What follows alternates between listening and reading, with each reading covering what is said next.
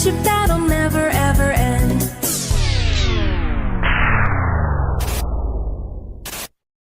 Run!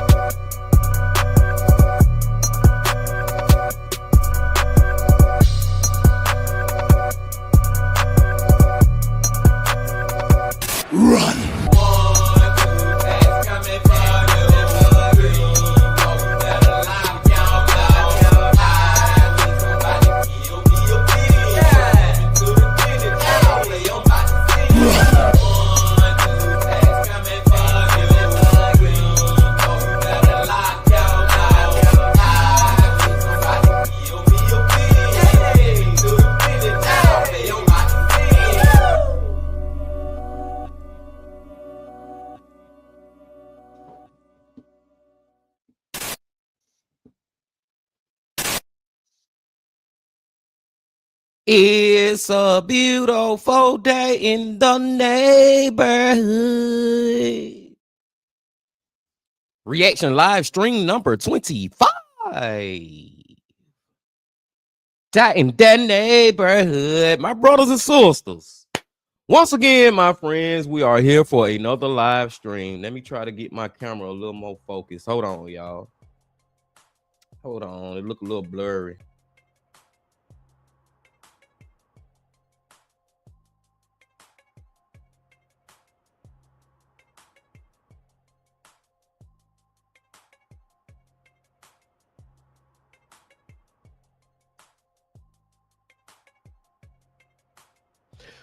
As I was saying, once again, my friends, welcome in to another live stream. I am Stack the Bean, and I hope y'all doing excelente out there today. And I'm glad that you came on back to the channel once again. So Elf with the Bean. Now, as always, let's start by going to the comment section and giving a shout out to everybody who have left a comment. Starting with our girl Lively Galaxy. She says, hey, I'm gonna be here, but at the beginning I may not comment much because I'll be busy. Hey, Lively, I'm just glad you here. Shout out to you. Thank you as always for being a member of the Bean team. Then we got Love Girl 788, a new commenter. She says, hi, this is Rachel from Tacoma, Washington State, and my birthday is 2 weeks. In 2 weeks, I will be turning 39 years old. Hey, shout out to you, Love Girl. Happy birthday to you, Rachel. Well, early birthday to you. And I hope you really enjoy your day. And I appreciate you being here today with the Bean team. Then we got M Flow. We got M Flow in the freaking house. M Flow says, welcome in, Bean team. Make sure to subscribe and hit that like button. Yes, if you are watching this live stream right now, my friends, hit that freaking like button. Then M Flow giving Love Girl happy birthday wishes. Love Girl says, I am a Leo. Then we got our girl Rochelle, a member of the Bean Team All Stars, I might add. Rochelle says, I'm the only one so far to hit that like button. We need more likes because he does his thing. I like the compassion he has with these cases. Love you, Beans. Keep up the good work. We will always support you. I really appreciate that, Rochelle, man. And so many of y'all, Rochelle, Lively, M-Flow, like y'all have been rocking with me for a while now, y'all. I'm pretty sure it's been over. No, you know what? We haven't. I think our anniversary of me doing these live streams is going to come up on a year in either August or September, because my very first live stream, I had Jose Ortiz from Evil Intentions on. And I think I did that somewhere around that time last year. But either way it go, Rochelle, Live, and M-Flow, y'all been rocking with me for a long time, man. I really appreciate it. Rochelle gives birthday wishes to Love Girl. Then we got M-Flow. I'm excited for Nick Crowley. Then Love Girl says it too. Rochelle says me too. And Love Girl said, I hate getting old. I mean, in a way, I understand what you're saying, but at the same time, Love Girl, we just got to thank God that he letting us live to see another year. You know what I'm saying? To age another year. But I digress, Bean Team. We're going to go and get into today's videos.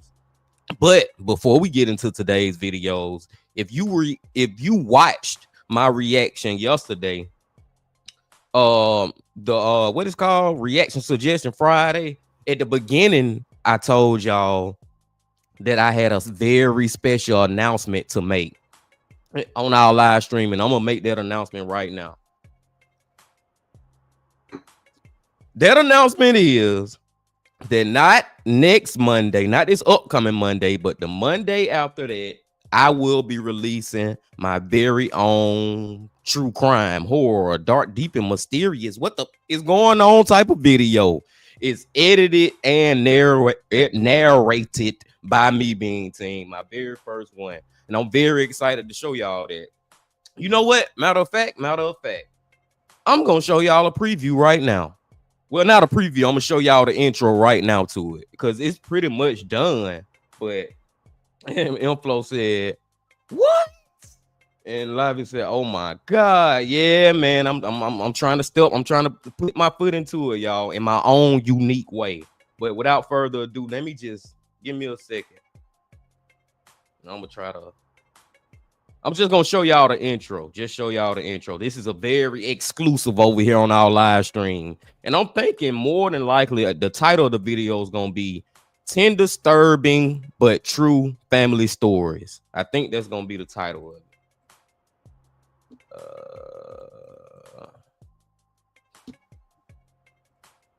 Hold on.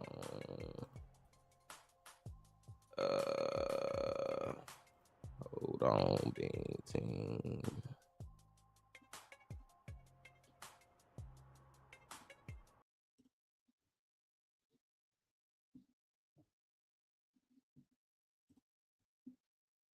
All right, yeah, this the video. As y'all can see, is already uploaded to YouTube. I just got to come up with a thumbnail, and all during this next week, I'm gonna be reminding y'all and everybody that hey, I got a new video, I got a video coming out. You know, just building up anticipation for it and all that, all that. But here goes the preview. If y'all can't hear this, let me know.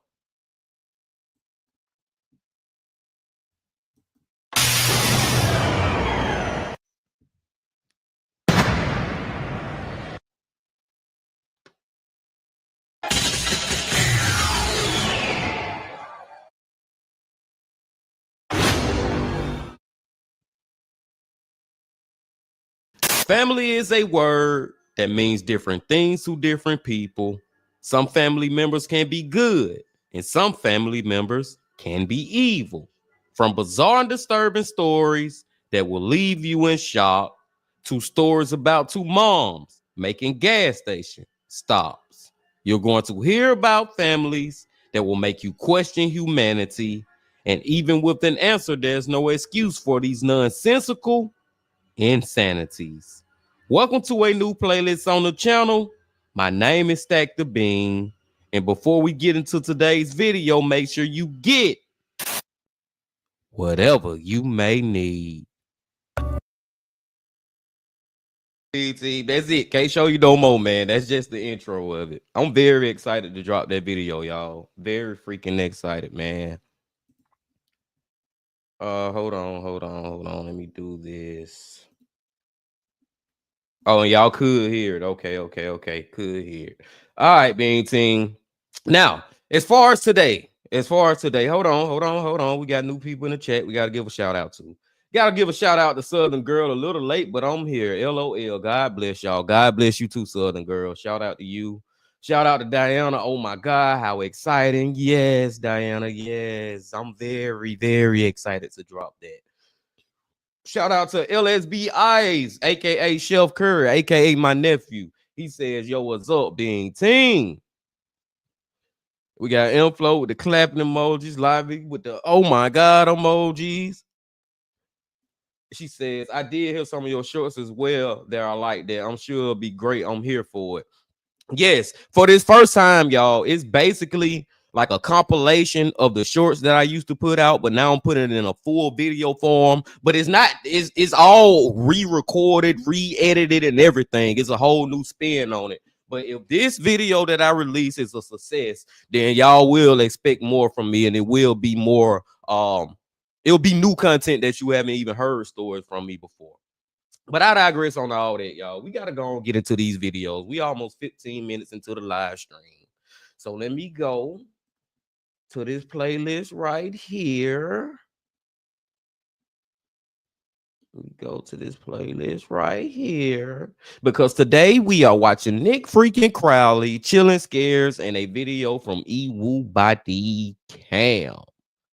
And the first video, y'all, is another one of those good old ones from our boy Nick freaking Crowley that he put out a year ago, but I have never seen it before. And the title of it is The Darkest Moments in TV History 9. Let's get into it, y'all. Nick freaking Crowley, the one and only Nick freaking Crowley. All right, I think I'm ready now. We finna get into it. But before we get into it, big team, y'all know what y'all got to do. Get whatever you may need to get what you need, please. We are back to Nick freaking Crowley. Y'all got what y'all need. Y'all ready to go? Then let's go. No habíamos querido decir nada antes de chequear bien lo que estaba sucediendo porque compromete a personajes del canal. September 3rd, 2011. Una postura distinta, utilizando toda la concentración y todos los recursos que pueden. The Chilean news station TVN is hosting a live game show called KA7, or 7th Street, in which young adults compete in a series of challenges to avoid being eliminated, with the winner going on to eventually earn a cash prize. In Chile, the show was considered a success during its run, though it was never anything too out of the ordinary, especially as far as game shows go. And many familiar with it would probably be surprised to see it discussed in a video like this, as its family-friendly setup made it the last place you would ever expect to encounter a dark TV moment. And for most of its run, this was true, except for that fateful September day. Comienza a complicar la prueba. JC eleva los brazos, Katy Contreras también. Y ayuda, en este caso. Por favor, quiero que paren la competencia. Quiero que paren la competencia, por favor. Nos acaba de llegar una información muy difícil de entregar. No habíamos querido decir nada antes de chequear bien lo que estaba sucediendo porque compromete a personajes del canal. As the participants were engaging in a heated competition, the host, Jean-Philippe, unexpectedly halts the program in the middle of a game with breaking news that a terrible, terrible accident had occurred, though not one on the show, but instead within the network itself. That morning, a team of workers from the TVN station, including famed presenters Felipe Camaroga and Roberto Bruce, along with numerous staff, had boarded a military aircraft to document the recovery efforts after the 2010 earthquake which had ravaged the country, with the plane heading for the island of Robinson Crusoe, a destination that they would sadly never reach, as Jean-Philippe would interrupt Calle 7 to share the devastating news that the plane had crashed into the ocean and that everyone aboard had likely been killed instantly, including the entire team that TVN had sent and some of the network's most prominent presenters. The news sent shockwaves across the entire country and especially the TVN network, with the on-air team having to report that their close friends and colleagues had tragically passed away. And over the course of the following days, numerous bodies would be found floating near the crash site, along with debris and eventually the craft itself.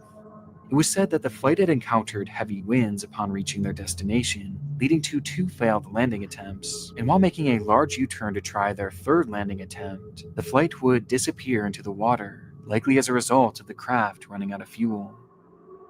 The interruption of the television program was and is considered a truly grim moment in the world of television, but the situation only gets more eerie as, upon searching the wreckage, divers would discover that the network's cameraman had been filming minutes before the crash, getting shots of each and every person aboard, all of whom were clueless to the fact that in just a few minutes' time, they would all be dead. Oh my God, man.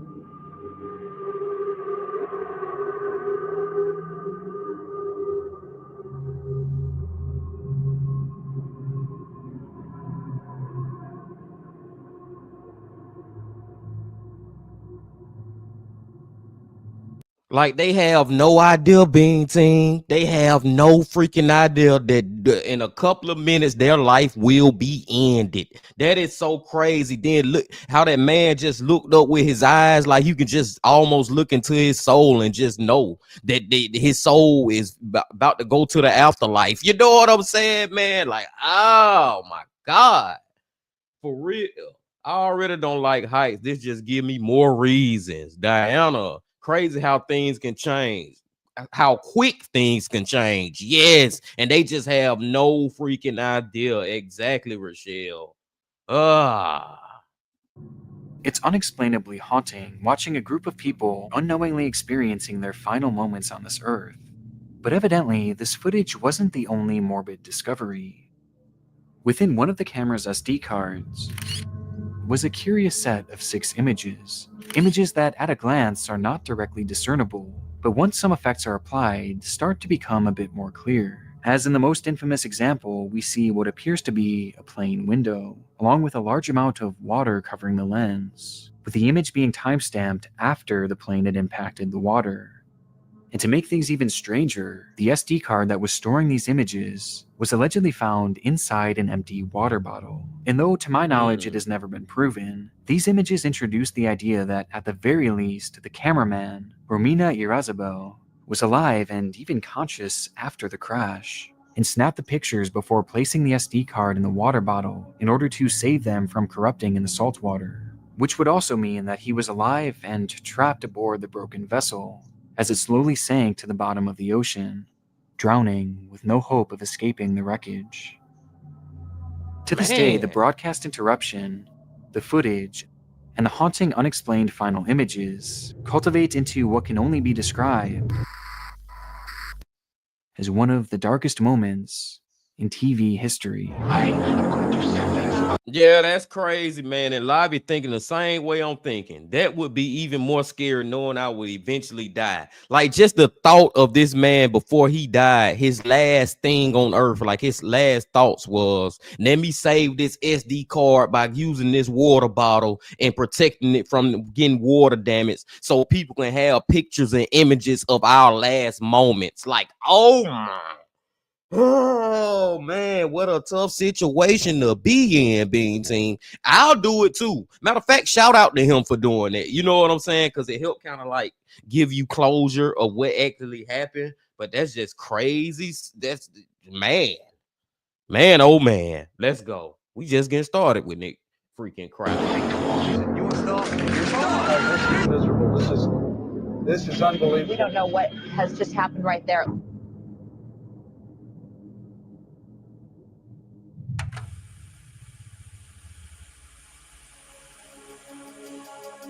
All across my channel is endless proof that the internet can be a dark, unforgiving place. And unfortunately, it's become far too easy for data brokers to find our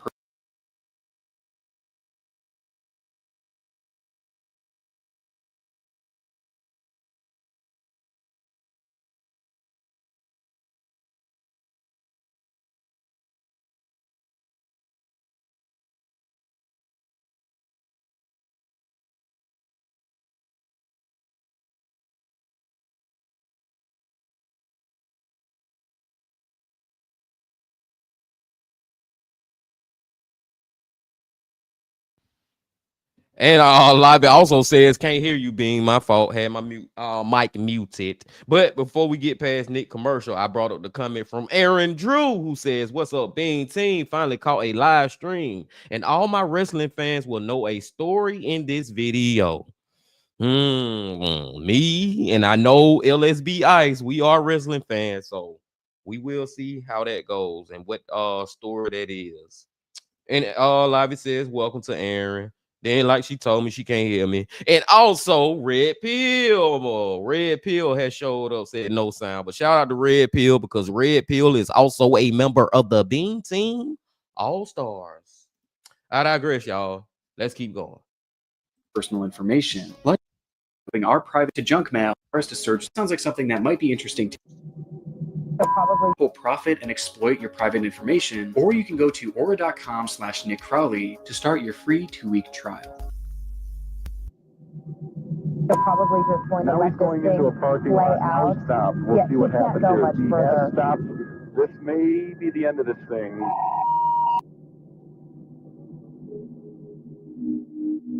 We have one helicopter that is no more than 300 to 200 feet above this white Bronco that O.J. Simpson is in at this time.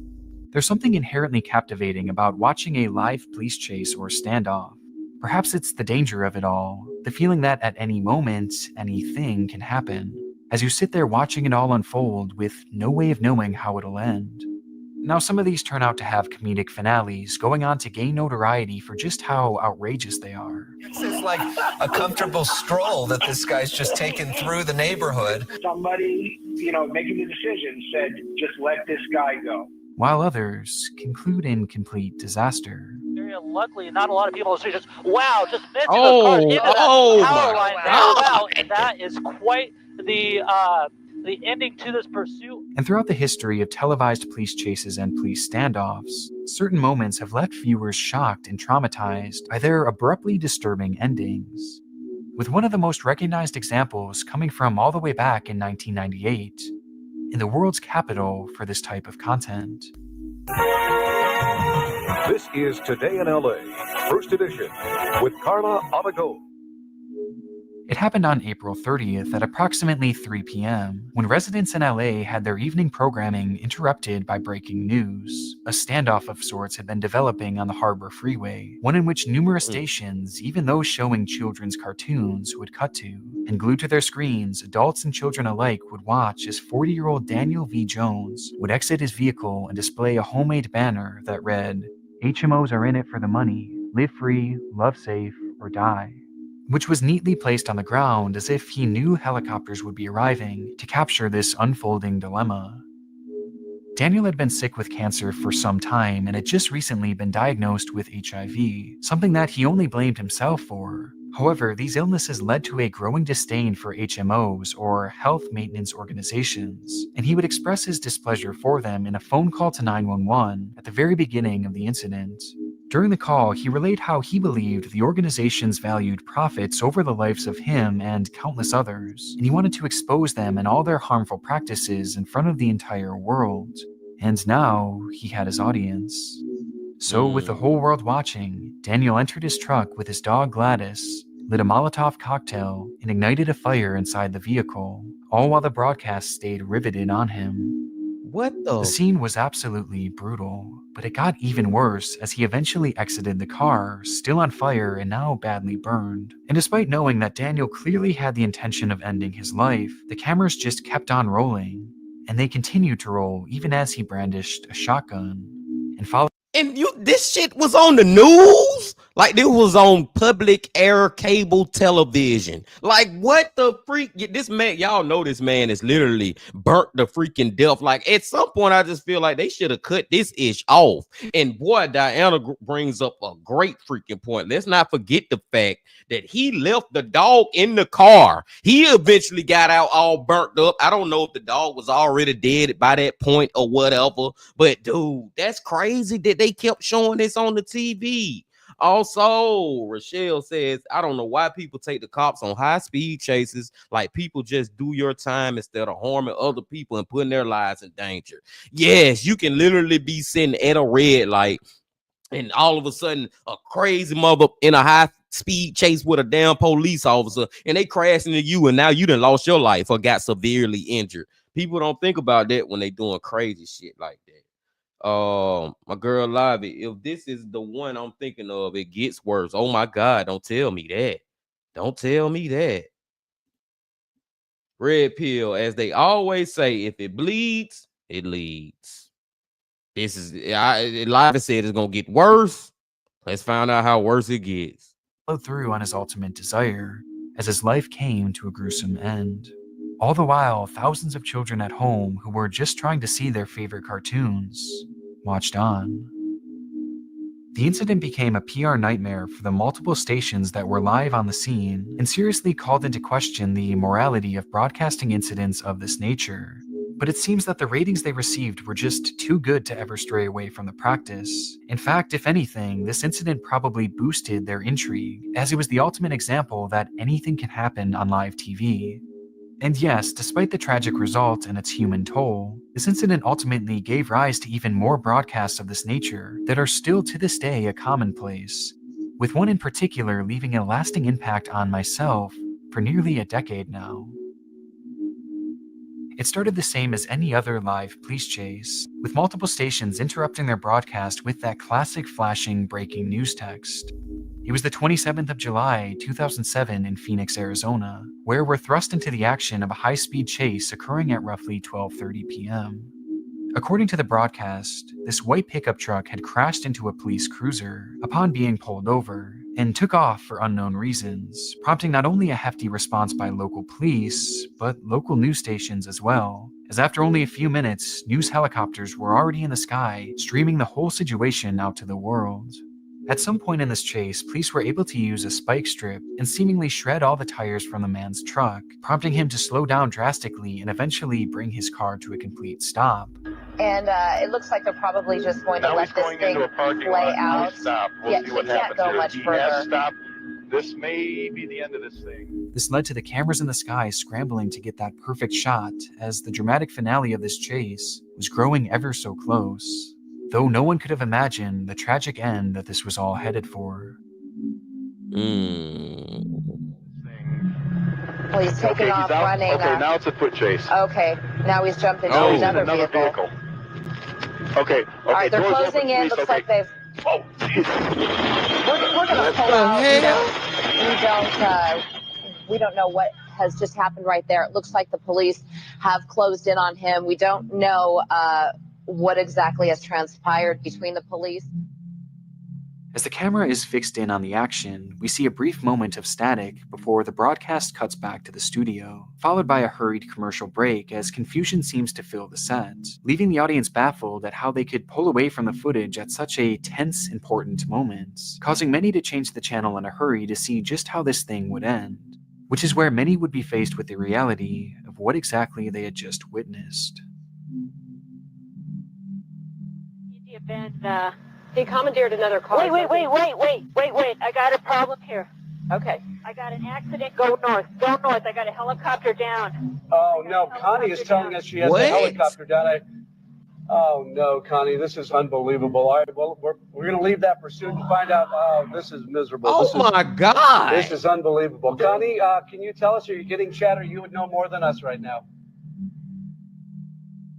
At this moment, while KNVX TV's helicopter, piloted by Craig Smith, along with cameraman Rick Crowley, was capturing the action, a separate helicopter piloted by Scott Bowerbank and cameraman Jim Cox from the KTVK station had been unknowingly heading directly towards them, and with all four men blinded by their obligation to capture this chase in real time, the two aircrafts would unexpectedly collide, leading to the free fall. Oh my God, Bean Team. That's why I was so confused. Like, what the freak happened? Come to find out, it's two helicopters in the air that they had a horrible crash, man, following this fucking police pursuit. Wow, dude. Of both helicopters and the deaths of all four aboard. The footage was captured by both parties involved and shown live to who knows how many people, with both providing equally chilling moments, like in the original KNVX TV broadcast, where you can hear the faint yelling of one of the men on board. Well,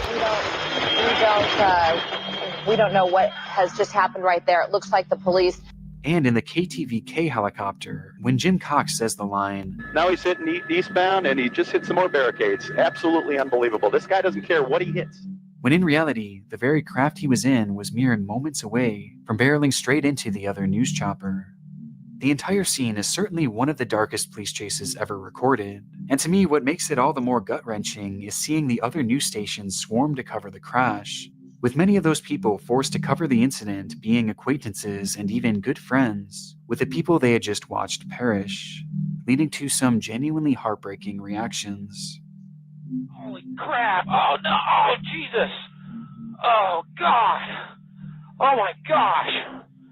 Hey, oh my God! Channel 15 and Channel 3 just had a mid-air collision. Just watch that whole thing. I'm good. I'm out here now. I'll get back ready. I think it was Scott. Man. Well, that's something you don't hear every day. That's an unfortunate accident. Scarface is in the building. Scarface to Society says, wow, rest in peace to all four of them. Rest in peace, man. And Nick was right. You could hear that man faintly scream as the TV station was going back to the actual broadcasting room or whatever the freak you want to call it when they turned the stream off. It was, oh my dude. That like they were so focused on all four of them, I guess the pilots and the people with the cameras were so focused on getting the footage for this police chase till they never seen each other. They never seen each other. Isn't it two pilots? Why wasn't one of them paying attention? Rochelle, I think they was just so focused on this freaking footage till they just had an accident, a fatal accident at that. They were too busy with filming the process, I guess. I don't know how they didn't though. At the same time, yeah, you can say that, like, but how, like, bro, Like, you trained to do this type of stuff, but sometimes, hey, we not perfect, man. We humans and we make freaking mistakes and accidents. I digress, being team. Good video so far. Let's go to chapter number 3. There's one thing I would request is please leave my family alone.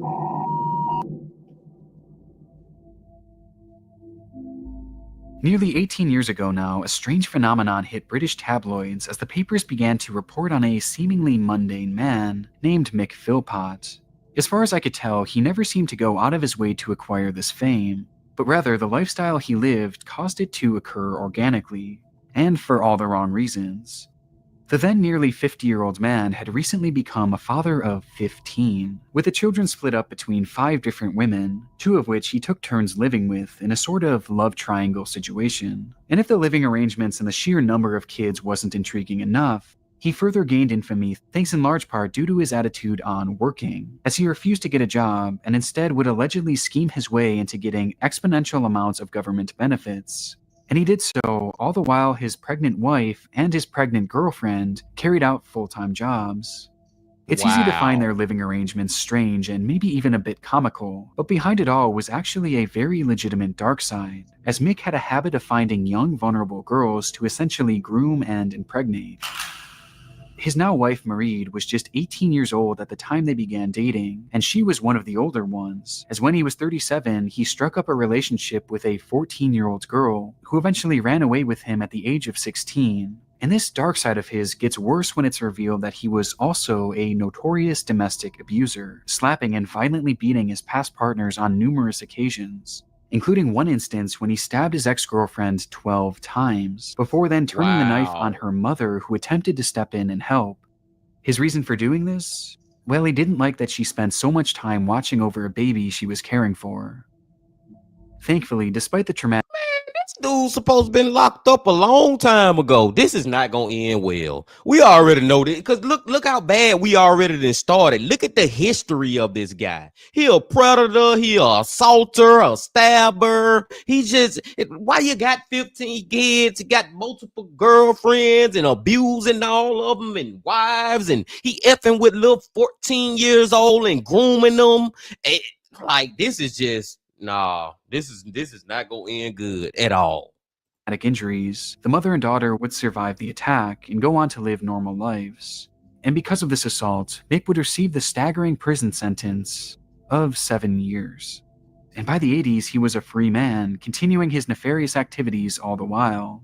For lack of a better word, Mick was a menace, who somehow was not only a free man after all the crimes he committed, but was also having his entire life funded by the very government that should have locked him away for so much longer.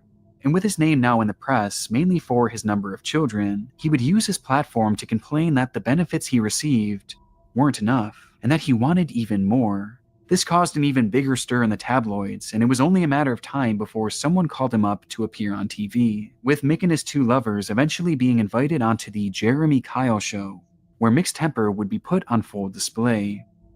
You had a go at me. I said your kids, when they came here today, were well-behaved and well-mannered and well-groomed. No newspapers said that, so you should be apologising to me, because I hadn't even started on you. Listen, you want to start? You start! You start! Tupac can! Tupac can! Are you sure? I did nothing. Eventually, Mick would settle down, and his wife Marie and girlfriend Lisa Willis were brought out to discuss their relationship further, to which the 2 surprisingly seemed very content, not backing down from their stance that there was nothing wrong with their feelings towards Mick. Do you not get slightly peeved that she is Mrs. Mick and you're Mistress Mick? No. I'm being serious. No, I don't. You don't bother me one bit. Ending the program off on a surprising note for the host, who likely expected some sort of reaction from the pair, even getting frustrated to the point where he would lambast the girls for their laissez-faire attitude. Where is your dignity? You're 22. Don't you want a bloke to yourself? He just said, I agree with you. When you grew up, did you think you were going to share your bloke with another woman? I didn't actually know. But 2 mums is better for all the kids. Or confusing? No. Oh. These women so brainwashed, it's crazy. Then it's sad too. She only 22. This man, however old he is, he got all this salt and pepper gray hair everywhere. I don't even remember how old Nick said he was, but I know he way too old for this little girl. He done brainwashed her from a little child and just raised her up. That thing that she said at that very end when she was like, but 2 moms is better for the children. That's that same shit he been putting in her head for years now, to the point where he just got a completely brainwashed. This is ridiculous, man. I didn't know Britain had a Steve Wilkos equivalent. Hey, it does kind of look like that red pill. Diana said this is too unserious for a guy that let's remember that part too. Stabbed his girlfriend 12 times and only did 7. How many fingers that is? No, I'm still messing up. 7 years, BT. He only did 7 years for that ish, man. And as the show came to an end, so too did Mick's 15 minutes of fame, as the paper slowly began to find their next target, and the world continued on with Mick, his 15 kids, and multiple lovers out of mind. Until the year 2012, when his name would pop up once again for a much different reason.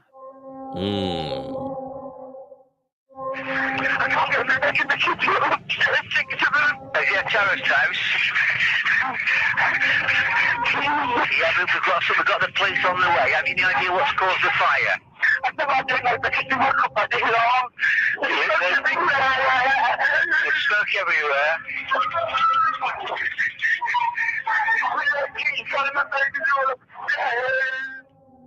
Oh my God, man. Now, when I said it was going to get worse, I really wouldn't take into account that it was going to get worse with his children. Now, if we finna, and I'm just making a prediction like we watching a Mr. Ballin video right now, is these freaking all, I'm not going to even say all, but are some of his kids about to die in this fire? And I'm putting it in quotation marks because I feel like he the one who started it. Now, I know I may be jumping into conclusions, being team, but I'm just throwing it out there. On May 12, 2012, Mick's home would catch on fire in the dead of night while he, his wife Marie, and their many children were sleeping peacefully. In the panic, the couple managed to escape with some of their kids, but tragically, 6 of them, all of whom were below the age of 10, would pass away in the blaze, having been stuck upstairs and inaccessible to any form of rescue. By the 16th of May, the story had reached far and wide of the tragedy that unfolded, with Mick and Marie garnering widespread community support. Locals in the area would even band together and raise the money for the children's funeral, prompting the emotional pair to give a heartfelt thank you through the media. I've actually been down to our home, and what we saw, we just cannot believe it. To see this community to come together like that, it's just too overwhelming. But there's one thing I would request is please leave my family alone. If you've got any questions or anything at all, please don't come through me or my family. Please go to the police. And for many, this would have likely been the last they'd ever hear of this broken family, had it not been for a single discovery found within the home's debris.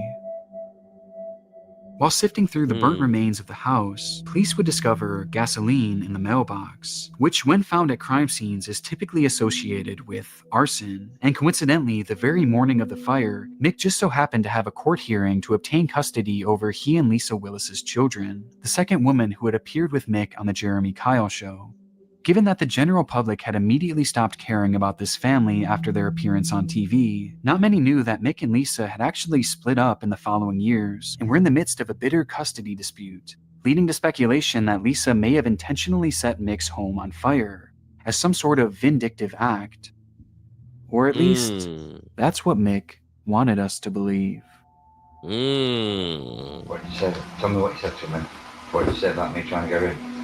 You tried everything you could to get in. I said to him I wanted to run through the flames, up the stairs. Was you crying when you were saying it? How bad? Not really, really bad, but I did cry. That's hysterical. The fingerprint on the window. That's it. A few discrepancies. That's all it is. It's my fault that half the family's gone. It's my fault we've lost our children. Oh my God, man, this would make it even worse is his damn wife was in on it too. Doing an in-depth investigation, which included bugging a hotel room that Mick and Marie were staying in, police would eventually capture a verbal confession that proved the married couple had actually been the ones to initially set the fire, along with their friend Paul Mosley. But why? Well, their goal wasn't actually to kill the children. It was instead to save them. In reality, they had planned on setting the fire in a way that Mick and Marie could swoop in at the last minute and save all the kids, as a way of making them appear as heroes, before going on to pin the fire on Lisa, and in turn having her arrested while they obtained custody of her children. It was an evil plan that was made so much worse when the fire spread too quickly, making the rescue of the children upstairs almost immediately impossible. And in his desperate attempt to gain even more children under his roof, Mick ended up killing 6 of his very own. This is fucking ridiculous, man. This may have been the most terrible plan I have ever heard in my freaking life. What? The hell no. So they were both in on it. They killed their freaking kids. This is crazy. You tried to stage a freaking fire that the other girl set so you can get custody of the kids. And this, like, you gonna come up with a plan that is literally putting your children in this much of danger? What the hell? Like, these people are demented, sick human beings, bro. That mother, sorry y'all, but that's a disgrace. Can't believe he even believed that would work. Like, what type of, and it is not only him, his wife in on it too. She thought it would work. Now y'all lost all y'all prison. Go to prison. Go to hell too. Whenever you die, go to hell too. Let's put that out there too, Diana. Let's go.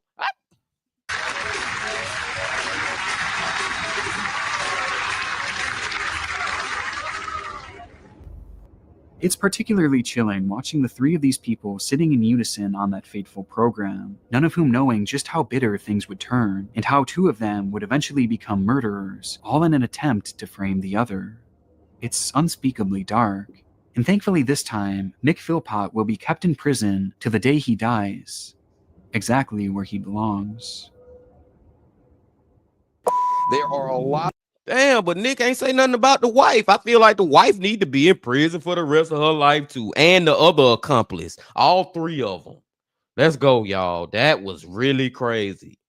A lot of accusations and allegations about what's happening. I'm going to do something that is unthinkable. Our next case is by far the most requested topic that I have ever received on this channel, as it seems to strike a chord with so many who watched the situation unfold live. It all started on the evening of June 25th, 2007, the night in which the WWE had been preparing to air a live 3-hour program known as Raw. The event was set to feature their usual star-studded list of wrestlers going head-to-head in Corpus Christi, Texas, though the morning of, out of the group of those star wrestlers, 1 man was missing, Chris Benoit. According to fellow wrestler Chavo Guerrero, he had received a voicemail from Benoit 2 days prior, where he was told that Benoit's wife Nancy and son Daniel had come down with food poisoning, before telling another co-worker the following day that Nancy was so sick that she had been vomiting blood. Guerrero would go on to state that the following morning he received vague text from Benoit, with some simply stating his address and another giving directions to where the dogs were being kept, and how the side door to the house was left unlocked. Texts that were sent around 3 a.m. and ignored by Guerrero, as he knew he would be seeing Benoit in just a few hours, given that he was going to be picking him up at the airport in preparation for the show. Though he would never hear from Benoit again. Oh my God, man. As soon as Nick Crowley started this one, I already know where he was going. I swear, I hate this story. Like, this is one of those ones, man, because I first heard about it when I was still a child, when it actually happened. Like Rochelle said, 16 years freaking ago, man. I think I was 12, 16 years ago. I can go on and on about this one, but I'm not going to go on a whole tangent. All I'm going to say to people who didn't watch wrestling, Chris Benoit was one of the greatest wrestlers, especially at that time. As far as in-ring technical, it was so... I'm already finna go on a tangent, but let me get this out the way too. As great as he was in the ring, it does not excuse at all what he did. It freaking all. I'm starting to get mad and stuff. All type of emotions about to come out, being team. Let's just keep going. Let's keep going. Good evening. In reality, WWE superstar Chris Benoit, his wife Nancy, and their son Daniel are dead. With the program growing nearer on the 25th, news would be relayed to the WWE that Chris Benoit, along with Nancy and Daniel, had been found dead within their home. The news came as a shock to the entirely scheduled Raw event. The decision was made to cancel the matches and instead showcase a tribute to the famed wrestler who so suddenly lost his life. And so on the evening of June 25th, 2007, the WWE would reflect on some of Chris Benoit's best moments in the circuit, along with their biggest stars giving personal accounts of just how much Benoit meant to them, with it all happening live and in real time the very night that Chris was found dead. Throughout the program, and the time out real quick, being team, because Nick Crowley said this happened in 2007. So I wasn't 12. I was, how old was I in 2007? Okay, in 01, I was 10, so 6.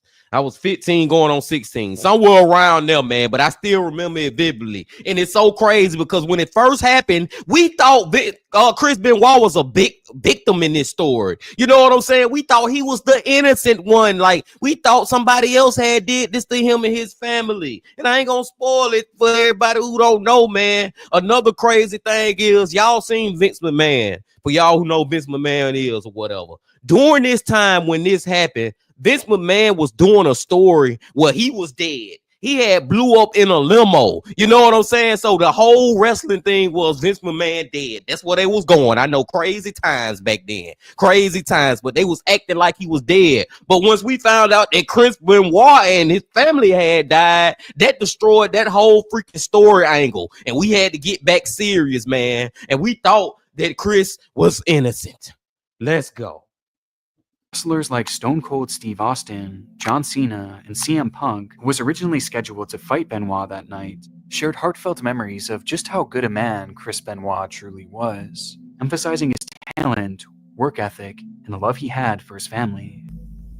There was respect. It meant everything to him. Respect for this business, respect for the fans, respect for the wrestlers, respect for his family, respect for himself. And for a moment, this all seemed to be exactly what the wrestling world needed, to bring everyone together in remembrance. But near the end, a shift seemed to occur following an interview given by William Regal, whose comments towards Benoit felt far more reserved than the others before him, who poured their hearts out over their fallen friend. At a later date, I'll be quite happy to sit here and tell you all the things about Chris Benoit that I'd like to tell you. But now all I'm willing to say is that Chris Benoit was undoubtedly the hardest working man in professional wrestling. According to some watching the program, the interview did feel a bit out of place, and apparently slightly threw off the vibe of the remaining show, as things felt far more stiff and reserved than at its opening. And there was good reason for this. When Regal was preparing to do this live interview, he was allegedly approached by fellow wrestler John Layfield, who pulled him aside and asked, "You think he had anything to do with it?" Initially, the thought had never even crossed his mind. In fact, he had a heartfelt message fully prepared to read in the moments leading to his interview. But something about that question made him pause, leading to his subsequent words being rather short and cautious, as the hesitation led to the creeping thought of, what if he really did have something to do with it? A thought that very few at the time had even considered, which looking back seems so surreal. As for those familiar with the case, you know exactly where this is headed.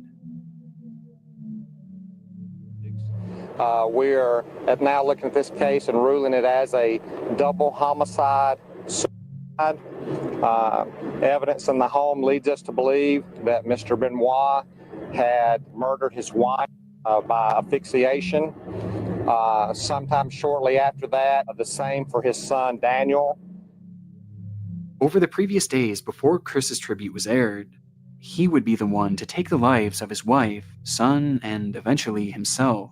Benoit did so by drugging and strangling his son and wife, while leaving Bibles by their side, seemingly as a result of some type of mental breakdown. To this day, an exact motive is still not fully understood, but it likely had to do with a combination of multiple factors, with the most glaring being the head trauma that Benoit had suffered as a result of his profession. As following his death, Benoit's brain was studied by a neurologist who would go on to state that Benoit's brain was so severely damaged, it resembled the brain of an 85-year-old Alzheimer's patient. Damn, that's a hell of a statement. His brain was basically the brain of a freaking senior citizen, an old senior citizen with Alzheimer's. And I agree with everybody in the chat who leaving comments saying that it had to do, like I believe my girl Rochelle said, CTE. Like it was a brain freaking damage that he was going through, y'all. I agree with that 100%, man. I agree with that 100%. And I can remember that was one of his finishing moves was the flying headbutt off the top ropes. He was the greatest at it. It looked so beautiful. But the whole time we watching it, we not thinking that, and he did it a lot too. Pretty much every match, especially in his prime years, his last couple years, pretty much every match, he would do the flying headbutt and the crippler crossface. And it's like, dude, we didn't know that itch was basically mushing his brain up and messing his brain up. But at the same time, being team, we can say it was his brain and all that, but it doesn't excuse what he did. It don't make no excuses for what the freak he did, man. Right is right, wrong is wrong, and Chris Benoit was dead ass wrong for this. Dead the freak ass wrong. The gruesome scene uncovered at the family home by the hands of Chris Benoit makes this whole memorial program for him just seem so much more chilling, as not even 24 hours later, the man that was being so highly praised as a loving family man would be revealed to have been the one behind his own family's murder. And as disturbing as this all is, there's plenty of other chilling moments left behind by Benoit, with perhaps none more eerie than the promo he shot for another Raw event just a few years before his death. My wife and my children will not be watching Raw because I am going to do something that is unthinkable. I'm going to leave you with my anger. Sleep well. Oh my God. In hindsight, that is a terrible promo. After you know what you know. Man, like I said, I freaking hate that freaking story, man, and it will never go away. It's the like the most dirtiest thing in the WWE history. It's the most like glaring, like just horrible moment, darkest moment in WWE history, man. And Aaron brings up a great point too. It wasn't only just his brain damage, but it's also the fact that Eddie Guerrero, rest in peace to Latino Heat, he just had died a couple of, was it years or months before Chris Benoit did this, and they was close, like they was tight to death, like brothers. You know what I'm saying, man? So, and Eddie had a heart attack, but oh my God, dude. Oh my freaking God. Red Pill says, and we basically know nothing about CTE in 2007. Nowadays, they might be able to get him some help. I agree with that too, y'all. I agree with that too. And a lot of moves, like I don't even think, I can't name not one person in the WWE who still does the flying head, but a lot of moves are now outlawed by the WWE as far as like when you can get brain damage, like I think the flying head, but one example I most definitely can tell y'all is the tombstone. Nobody is allowed to do the tombstone anymore, and it was Undertaker's greatest finisher, but nobody's allowed to do it anymore. Also, another one that did get banned for a little while, but they end up bringing it back. It's Seth Rollins with the curb stomp. At one point, they had stopped Seth from doing the curb stomp. And matter of fact, now that I'm thinking about it, I could be wrong about this one, but another one is the punt kick by Randy Orton. For a while, I think they had stopped Randy Orton from doing the punt kick, but I think they have brought that back now. But man, WWE wrestling has got a lot more safer than it was. Hold on, somebody said Chad Gable does. Chad Gable does what? What he do, y'all? Oh yeah, the flying head. But y'all right. Y'all are completely right. He does it, but not only does he does it, El Grande Americano does it also. If you freaking know, you know. So I was wrong on that. Y'all know I ain't never want to not admit when I'm wrong about it. But yeah, well, Chad Gable and somebody else do it. But y'all get what I'm saying. Now I know nobody does the tombstone. The tombstone is most definitely outlawed. But wrestling tries to be more safe nowadays, man. But it's still a dangerous business, and I just hate Chris did that. But I digress, being 10. We got to get to the last story from Nick because we still got 2 other channels to go to. And we are hour in, my friends. We are an hour in.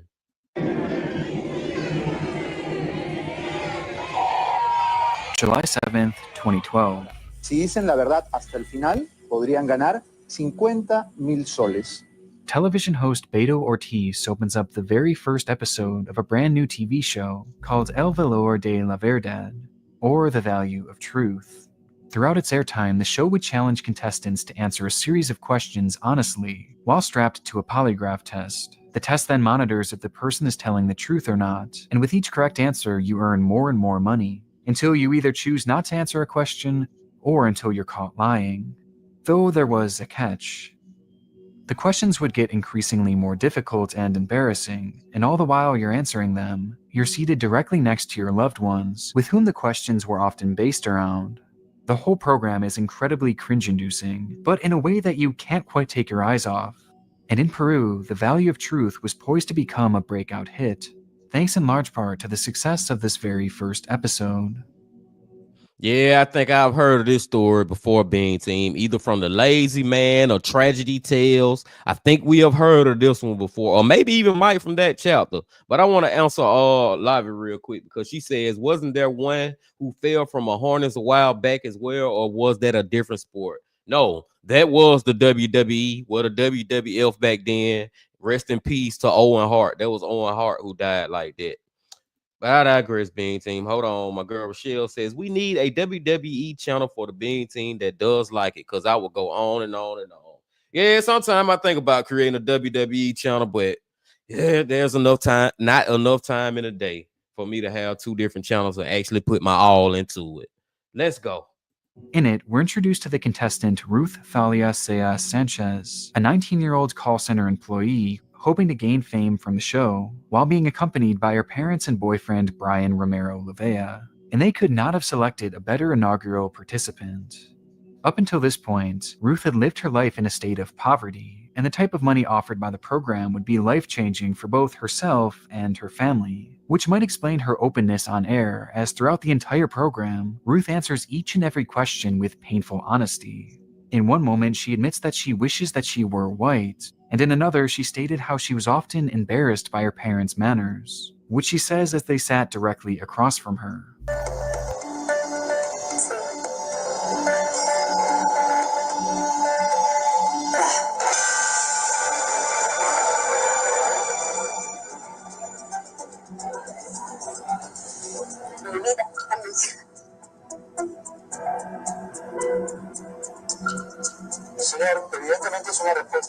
You can feel the tension as each answer seems to drive a dagger into her parents' hearts, eventually leaving her mother in tears. And it only gets more painful from here as she was asked, "Are you with your crush until someone better arrives?" To which she says, yes, with her boyfriend watching on just feet away.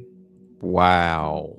And following this, the questions would become more and more intrusive, with Ruth eventually having to admit that in order to pay her bills, she worked at a nightclub as a stripper, which was news to all of her loved ones who sat there stunned by the revelation, especially her boyfriend Brian. A revelation that leads us to Ruth's final question, and the most painful one of all. Have you ever accepted money in exchange for sex? A question which she would answer, yes, before promptly ending her time on the show 3 questions away from the finale. Me retiro. Se retira. Me retiro.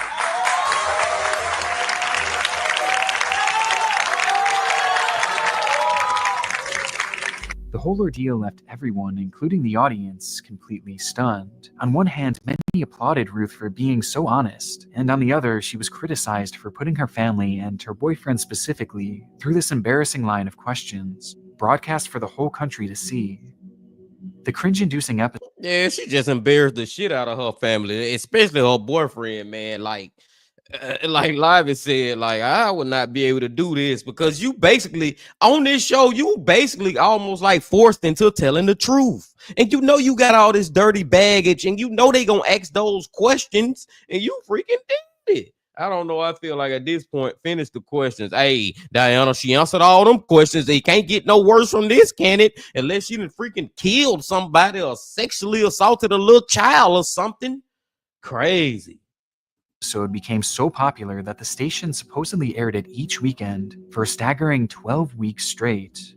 The show and Ruth herself became instant phenomenons, and in a sense, this did bring Ruth some of the fame that she so desperately desired, making appearances on multiple news programs in the following weeks and becoming a legitimate household name in Peru. And the finances helped her situation too, as she walked away with 15,000 sols, or about $5,800 US back then. And for a moment, it seemed as if the pain of releasing all this private information might have actually been worth it. Until the day she vanished. Out of nowhere, Ruth suddenly went radio silent, missing appointments and failing to answer her phone while her home sat vacant. For 10 days straight, there was no sign of the young star, prompting a massive search of the area she lived in, with those same loved ones that had accompanied her on the Value of Truth helping lead the search efforts. Until, eventually, police would happen across her lifeless body, buried in a shallow grave. She had died of asphyxiation, a clear-cut case of murder, and there was only ever one suspect. Just before Ruth had vanished, she would make an appearance on TV in which she appeared lower energy than normal, expressing her sadness in the fact that her and her boyfriend Brian had broken up, likely as a result of the embarrassment brought about by the show. And with this in mind, Brian had been questioned about his role in her disappearance, and eventually admit to everything. Angered by the embarrassment that Ruth had caused him in front of the entire nation, and feeling as if he was owed a certain percentage of the money that Ruth had earned, Brian would visit Ruth's home and drug her with sleeping pills before proceeding to assault her and eventually hang her. He would then bury her body in the hopes that she would never be found. Wow, dude, I ain't gonna lie, Bean Team. I wasn't even thinking that it would be him. But it goes to what I say a lot of times, man. Be careful who you fall into love with. And then when you freaking crush their heart, be careful who hearts out here you crush. Especially in that type of way. You put this man on national TV to tell him, for him to find out, not only are you secretly stripping out here shaking your ass. Okay, let me stop being funny. But you out here stripping. Not only that, but you selling your body for freaking money. You know what I'm saying, man? Everybody handle those situations differently. Now, it's just the same thing with the Chris Benoit. I'm not saying what he did was right. He completely wrong. He should be life in prison. And he should, well, I'm not going to say he should because that's God's judgment at the end of the day. But I think, let me say, I think after he passes away, he should go to hell for doing that. But just be careful, man. Just be freaking careful. Yes, he could just leave. He could just leave. Hey, Scarface seen it coming. It had to be him. I ain't gonna lie, Scarface. I didn't even see that coming. I wasn't thinking about him. Red Pill said saw that coming from a mile away. I went in that type of thought at that moment, y'all. All this for money? Money. I'm not saying she deserved that, but I kind of thought that would happen, to be honest. It's a possibility. It most definitely was a possibility the way she was going about doing things. I'll say that, Lavi. I never understood to why all you have to do is leave and move on besides doing the unthinkable. Like, I agree with that, but the thing we got to think about, Scarface, is everybody is not mentally there. You know what I'm saying, man? Some of these people out here are freaking crazy, long story short story long, and stuff like that'll make them snap, and he most definitely snapped. Diana, if she was going to answer stuff live, she should have confessed to her fam and him in private first, at least. I agree with that too, but I guess that takes away from the whole shock factor of the whole show. So you know how it goes. Y'all know how it goes. Let's finish it up, y'all. Let's finish it up. Years later, Brian would be found guilty of Ruth's murder and receive the punishment of life in prison. Despite its very first episode leading to a prolific murder case, The Value of Truth remained a hit show for years to follow, until it would eventually fizzle out and be taken off the air, leaving in its wake a multitude of embarrassing memories and one of the darkest moments in TV history.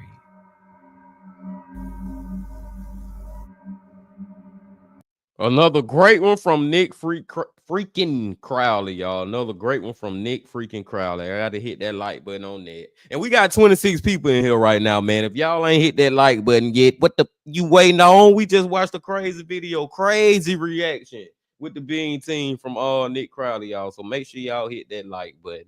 And I also got to say, I thought that I remember that story because I was thinking about something else from somebody channel that we have watched. But it was a man involved in that one, and he was on a TV show and had some crazy confessions of him basically being a child predator or something like that. But it wasn't that story. But that story was crazy. This was a great video from Nick, y'all. Great freaking video from Nick.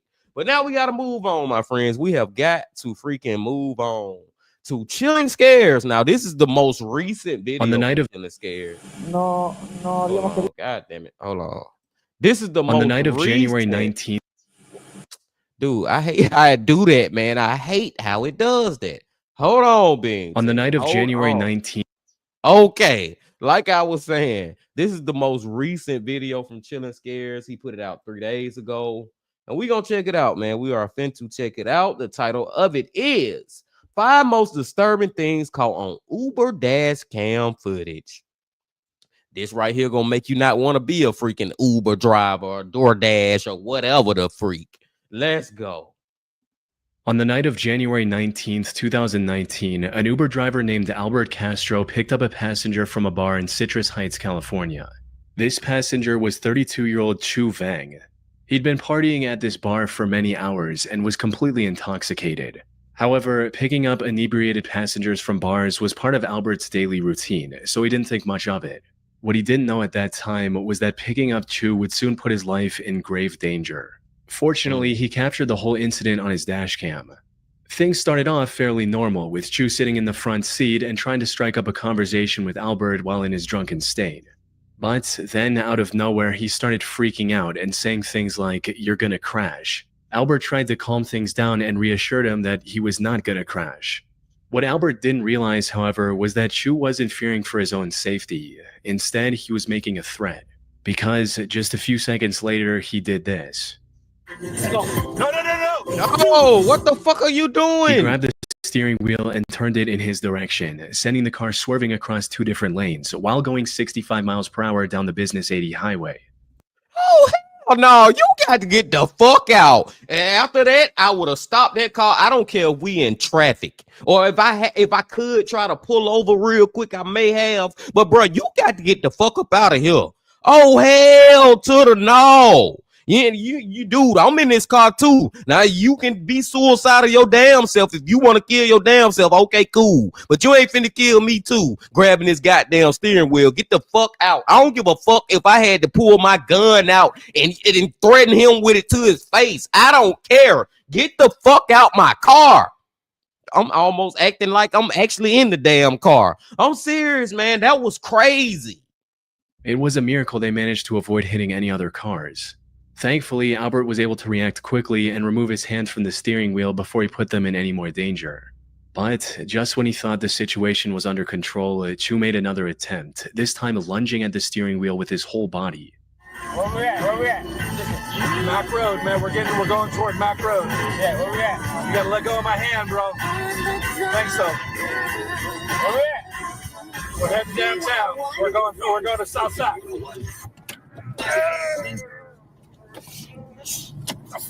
Man.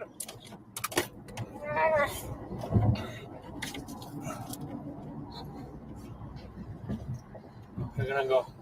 You gotta let go, man. No, we're gonna go crazy. It took everything Albert had in him to keep Chu from causing a potentially fatal crash.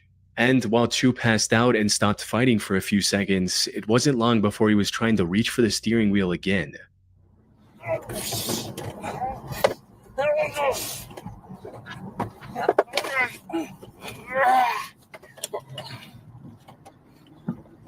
I love you, brother. We're not gonna die, man, but you gotta let go. No, I love you, brother. You gotta let go, man. I love you, brother. Fortunately, by this point, I think at this point he is stopped because you can see the cars going past him. So he stopped. But goddamn, man, that shit was giving me anxiety. Diana said, "Stop the car in the ride." What the hell? What is he on? I know, right, Lively? Like, I know Chillin' Scares told us he drunk. And he clearly intoxicated, but man, drunk is not even an excuse for this shit. I'm at the point it kicked, like, not even tell, like, scream at him to get out. I kick his ass out. Like, get the out. Seriously. This is crazy. Get your drunk out. Let's go. They were already stopped, albeit in the middle of the road. But what made this situation even more disturbing was Chu's complete lack of awareness and concern for what he just did. He's even heard saying the words, "We're going to die," like it's nothing. After catching his breath for a short while, Albert finally managed to call the police and explain his situation. Ma'am, I'm in the middle of the freeway. I have a drunk Uber passenger grabbing my steering wheel. No. We're just south of 99 and 50. Chu was arrested and later charged with DUI for trying to take control of a moving vehicle while under the influence. Now, I wasn't able to find any reports on the conviction he received, as it's a pretty niche case without much of any news coverage. But given the video evidence clearly showing him committing the crime, there's a good chance he was hit with a felony and will never be allowed to drive again. Still, it's disturbing to think about what could have happened if Albert didn't have the reaction time to stop Chu before he managed to crash the car. Yes, man. And luckily he was bigger than Chu. You know what I'm saying? He was a bigger man than Chu, so he can hold him off with one hand while he got his other hand on the steering wheel. That was freaking crazy. Time to teach bro how to tuck and roll and kick him out by now. Hey, I'm just saying, dude, get your ass out. But Lively brings up a great point, and I don't know how we would have fared in this situation. If we would have kicked him out in the middle of the freeway, let's just say hypothetically, and then a damn car would have ran him over, with the police charge us with murder at that point or manslaughter or something. I don't know, man. I don't know. Scarface, Uber, DoorDash, Lyft, and taxi are the most dangerous jobs ever. I couldn't do it. And repo. It's a lot of dangerous jobs out here, man. Well, your job you dealing with people in a way where a lot of these times it's one-on-one situations, you know, whether you're a DoorDash and you going to knock on people's doors and they opening the door, or you being an Uber and letting people in. Like, there's really like a lot of times there's no other people involved, and sometimes these people that you involved with in this one-on-one situation can be crazy as freak, just like True was. For real, he was lucky. That's crazy, man. And look who just showed up. CGT 2816. Hi, Bean Team. What's up, CGT? Glad that you could stop through once again, my friend. We're in the middle right now. We on our second channel that we reacted to today. Checking out the latest video from Chillin' Scares. Just heard about the Chu story, and now we're about to go to the next one. On February 10, 2022, 38-year-old Uber driver Christina Spacuzza picked up a man wearing a ski mask from the small town of Pitcairn, Pennsylvania. Hi, Fortunea. How are you today?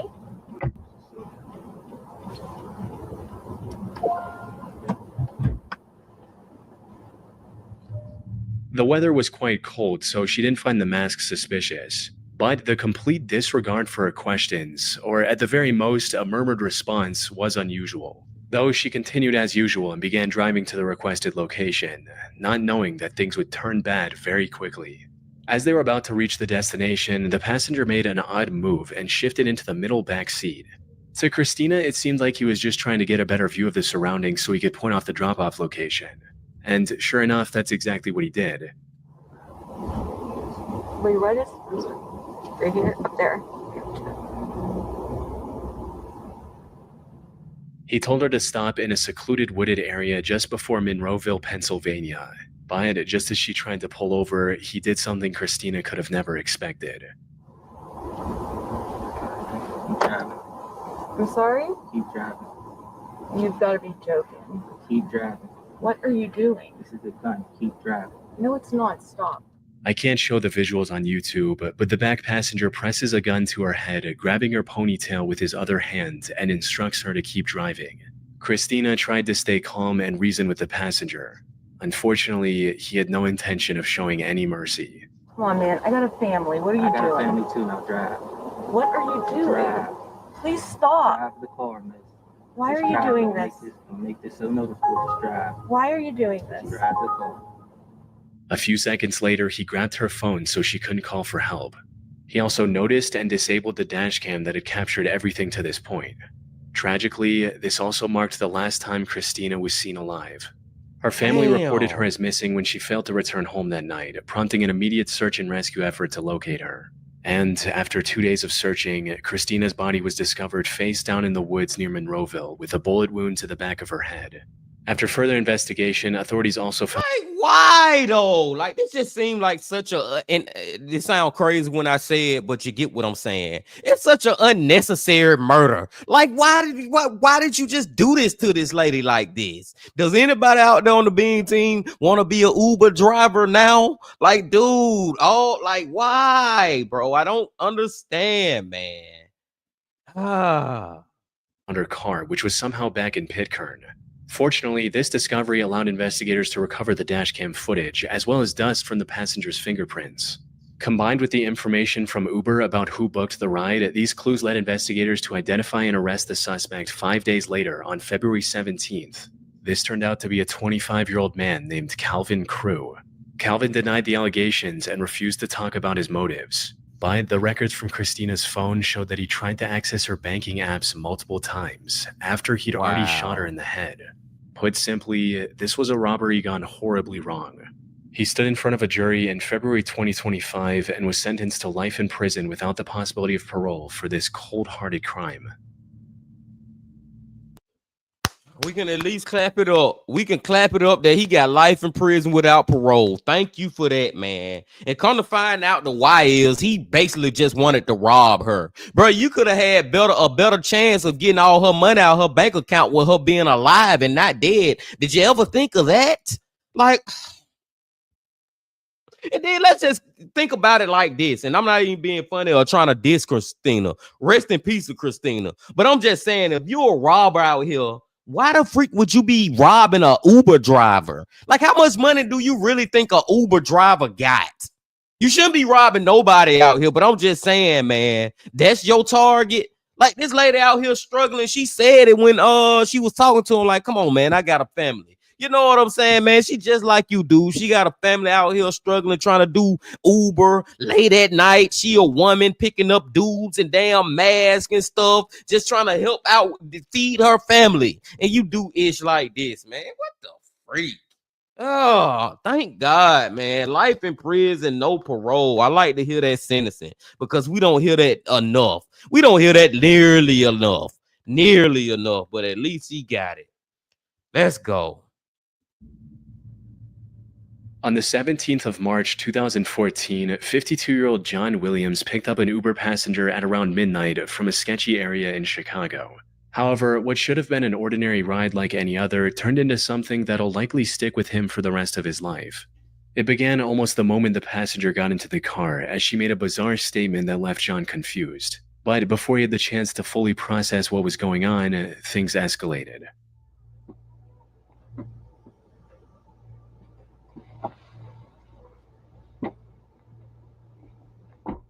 Diamond. Yeah. Go. You finna shut up the car. Oh, what the fuck? Yeah, go. What the? Oh, what the fuck? What is that? What the is that? Bitch, what the hell you got me into?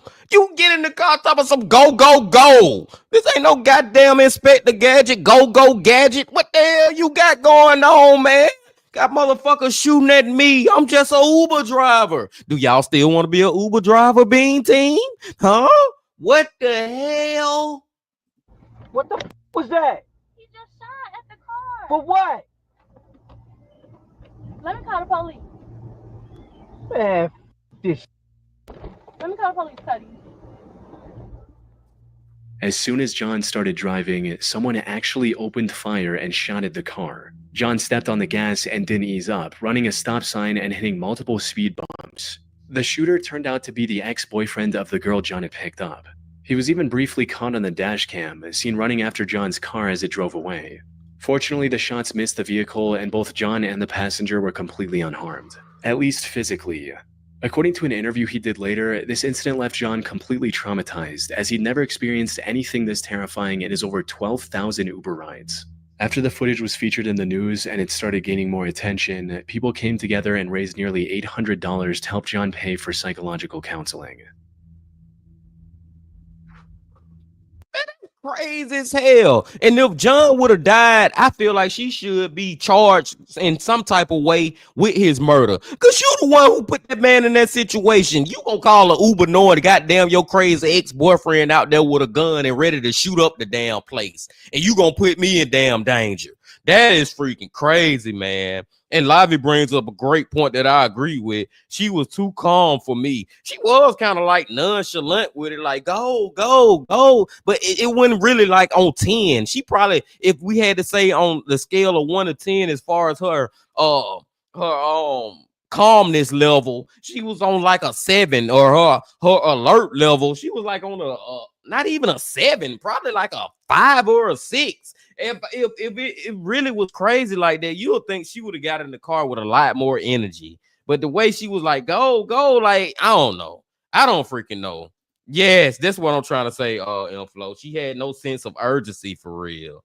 She said he's shooting at us like it's obvious. Like, yeah, man, like, I don't know, man. That's so freaking weird. That is just a crazy, weird one. Let's go. On the night of September 15th, 2018, an Uber driver was completing a ride in Long Island, New York, when, out of nowhere, he was intercepted by another car driving dangerously close and trying to cut him off.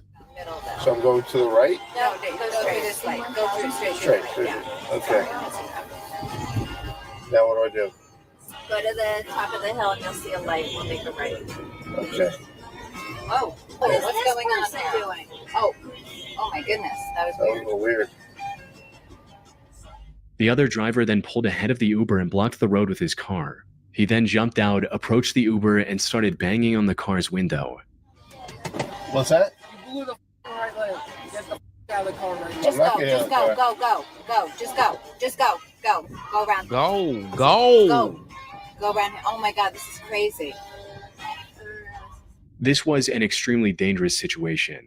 The other driver was angry and could have potentially had a weapon on him as well. One wrong move, and all 3 people in the Uber could have easily lost their lives to what looked like either road rage or an attempted robbery. Fortunately, the Uber driver made the right decision and kept his car locked. But when he tried to leave without getting into a fight, the other driver got back into his car and started chasing them. 911, tell them we're being chased. Hi, I'm in an Uber car and we're being chased by another car who was threatening the driver. And we're on Vernon Valley. And he's pursuing us right now. He's pursuing us right now. He's chasing us in a car, in a white car. They were also approaching a red light, which made them panic even more, fearing that stopping would give the other driver a chance to get out and threaten them again. Coming up to a light. Now we're coming up to a light. I'm scared because we're gonna have to go through it. We're gonna have to go through it because this guy is he jumped out of the car. We're in a Tesla. But then something incredibly lucky happened that none of them saw coming.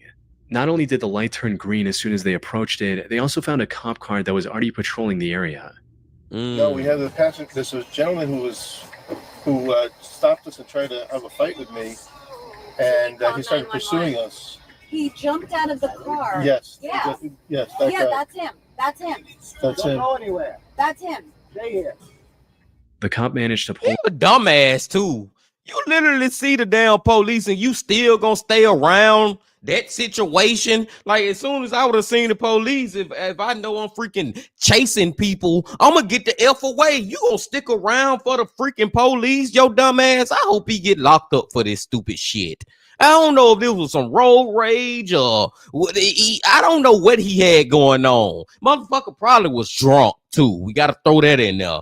And then if you paid attention, it wasn't just him in the car. It looked like another female was in the car with him, probably his girlfriend. I don't know if she was also mad, but it's just so crazy that his dumb ass stayed around for the freaking police. Lively said, oh, thank God. Yes, thank God he was fucking stupid enough to stay around with the police.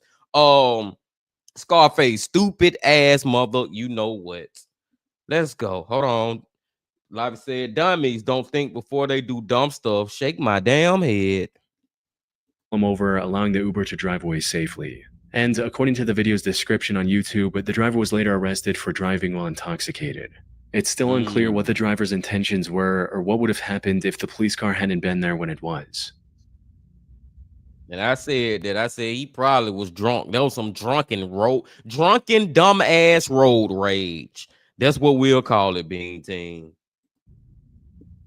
On the 22nd of March 2020, an Uber driver picked up his passenger in Washington, D.C. and was looking for the right time to merge into traffic when a random man suddenly opened the front passenger door and got into the car. Good day, Ben. Okay.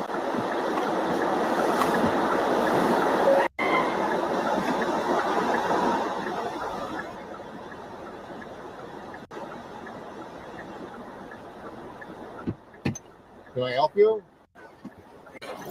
Wait, where that money at? You need to get out. What? Stop paying me. Where that money at? I don't have any money. Stop paying me. Where's that right now? I don't have cash. It's digital world, bro. Give me your wallet. I don't have it. Give me your wallet. Right now.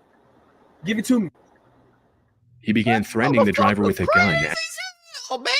And then if you pay attention to it, I can't tell because it's black and white, but I'm almost certain that it's daylight out there. And even if it's not daylight, it's a lot of people. You can see cars in the back. You can see that the dude with the hoodie on standing over to the left, even though he may be the dumbass who got in the front seat and copped his gun friend. But I just hope it don't end horribly because I'm pretty sure that this man has a wallet on him, but I don't think he's going to give it up. I don't think he's going to give it up.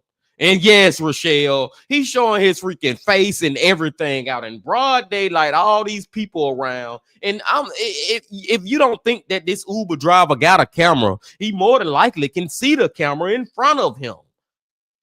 Dumbest criminal ever, either that or he wanted to get caught. I don't know, Red Pill. The person in the back not going to say nothing. The person in the back may be in on it, Livey, now that you bring that point up.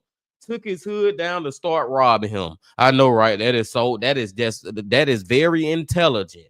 Dumbass criminal at his finest. Asking for his wallet. Most people in this situation would likely panic and hand over whatever the robber demands, which is the right thing to do in most cases. After all it takes is one wrong move for someone to lose their life while being threatened with a gun. However, not only did the Uber driver that turned out to be ex-military keep his calm, he also did something that no one else should. He called the robber's bluff. Right now. Give it to me. Bro, stop. You gonna shoot me? Get the f out of here. You don't want to get shot? Come on, man. Give me that wallet, bro. No. Bro, stop playing me before I hit you right here. Give me that wallet, bro.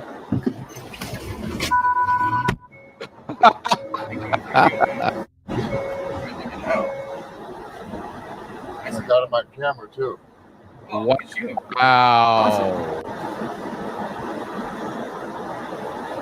I'm not gonna lie, I'm super grateful for you right now. Well, ex-military. Yeah. Yeah, I mean, that's insane. That was fucking badass. Like, that was almost like some movie type shit. Like, seriously, man. Like, that was crazy. Oh, wow. Oh, ex-military. That explains it. Yes, it does, Rochelle. Yes, it does, man. I couldn't help but laugh. How smoothly he got that motherfucker out of his car after he called his bluff. Like, man, you ain't serious, man. You're a fake robber out here. And he just swerved off on his ass and his ass fell out while he was going. Like, that was freaking great. I ain't gonna lie, that was awesome. That was freaking awesome, man. I know he felt cool driving away. Yeah, like he drove away like a superhero or something on a movie, man. LSB Ice Respect 100. Of all people he had to pick, an ex-soldier karma at its finest. Hell yeah, that was smooth. Like, that's something that I feel like we'll see in a Taken movie. I know a lot of y'all out there have seen the Takens, and it seemed like that's one of the moves that dude would make. I don't know. John Wick, maybe. Let's go, my friends. Let's go. Glad he survived and the passenger. Things could escalate any further. He stepped on the gas, forcing the robber to quickly step out. His actions may have been a bit reckless, but in the end, they turned out to be the right call, as they saved both him and his passenger from losing everything. Unfortunately, there doesn't seem to be any follow-up information available on this case. Hopefully, the robber was identified and taken into custody before he attempted to harm any more people. Yeah, hopefully that the military dude took that down to the police station and they actually caught that dude and arrested him for that. And hopefully he did some time in prison. But that was the latest video from Chillin' Scares, y'all. I really enjoyed that one. Great video from Chillin' Scares. Had to hit that like button on that. And make sure if you ain't hit that like button yet on our video, Bean Team, on our live stream, my friends, make sure you hit that like button. And we got one more channel to go to. But before I do that, I will be right back.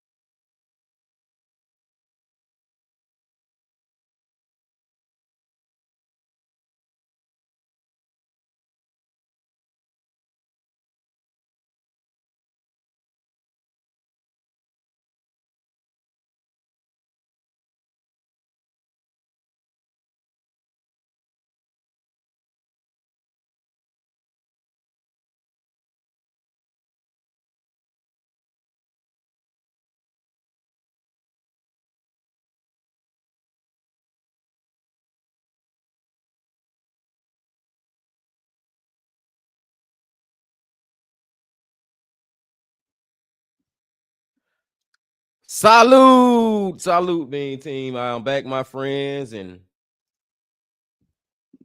like I said, we got one more channel to go to. But also, for everybody who joined the live stream late, at the beginning, I made a special announcement that not this upcoming Monday, but the Monday after that, I will be releasing my own true crime horror video. And if you want to see a preview or the intro of that, I also showed that at the beginning of this live stream. So make sure y'all go check that out also. Oh, my girl Rochelle said, Henny and Red Bull. That sounds right. You know what's so funny? I was just at Texas Roadhouse yesterday, y'all, with my fellow supervisors, and we was mixing Red Bull with Henny and all type of ish too. But I digress on that. Let's get to the last channel, Bean Team. Let's get to the last channel. And the last channel is EWU Bodycam. EWU Bodycam, y'all. Y'all know I love to go to EWU on these freaking live streams with y'all. And the reason that I selected this video because it is literally one of EWU's most popular videos on their channel. As you can see, 20 million views in 9 freaking months. That is just insane. I'm gonna go ahead and hit the like button now on it just because, man. And the title is even more insane. The title is insane. It made me have so many questions, and this is gonna just be a crazy one. As Inflow says, oh my God, this one is crazy. And the title of it is 25 missing kids discovered behind secret door. Now, like I said, I got so many questions, but my main question is how and why? Well, I guess that's two. How and why how did 25 kids get behind a secret door? Who the freak put them behind this damn door? I don't know. Let's just freaking go. Let's go.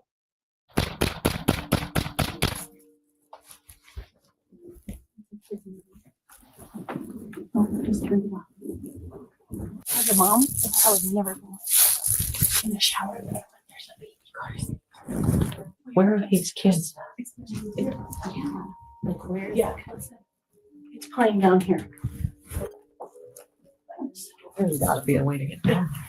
On the afternoon of November 13th, 2019, Officer Landon of El Paso County, Colorado, conducts a welfare check at a daycare center after receiving a tip about its owner, Carla Marie Faith.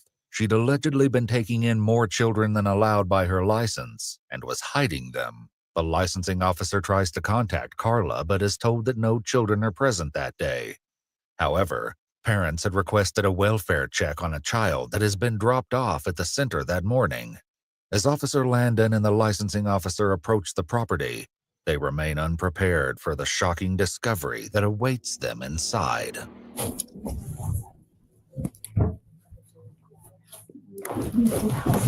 I'm calling my sergeant. This is weird. I have a really bad feeling about what's going on here.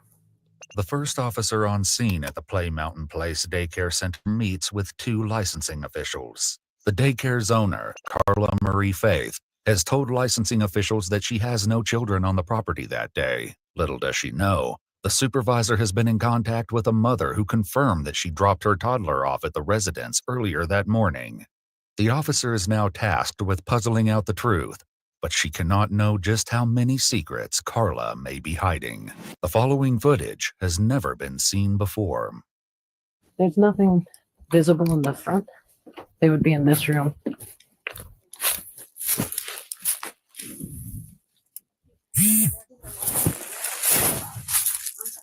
Yes. So I'm wondering if we need to have her come to try to pick up her child. She said she was willing to come Well, here. as a mom, I would never do that. Hello, CSPD. Carla wasn't actually here because she pulled up in the silver Jeep over there. So do you believe that these kids are by themselves in this house? Potentially. We did not see anyone else here. Carla, I just saw her leave out the back. That parent thinks their child is here. So And this child was born in 2017, so it's just a little one. not anybody that could even come to the door. So we have a 2-year-old. At the time of the video, Carla's license states that no more than 2 children under the age of 2 may be in her care, with a maximum capacity of 6 children in total for this location. Well, do we know that someone's in here? Or just...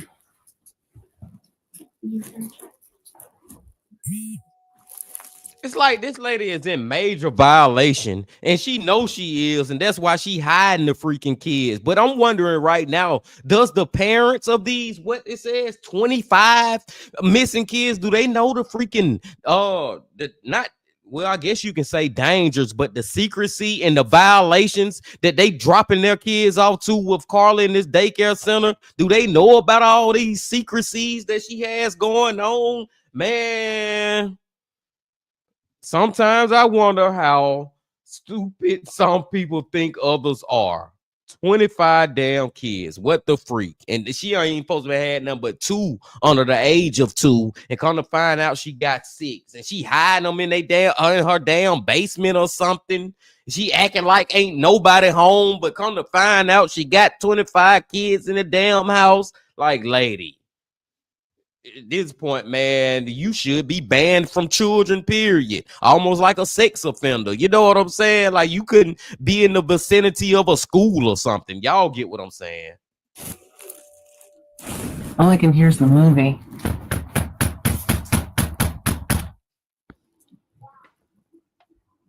I hear a kid. Yeah. She also owns another home that she was doing unlicensed care out of research, and we do not see any evidence that she lives there. We're citing her for that. We're going through that process. This is much more serious. So we had another parent file a complaint for the other unlicensed location, but they can file those anonymously. Despite the allegations, the officer is not authorized to enter the residence without probable cause. Mere suspicions are not enough at the moment. So how are parents supposed to get their kids? Well, so that's the thing. Either she took the kids somewhere else.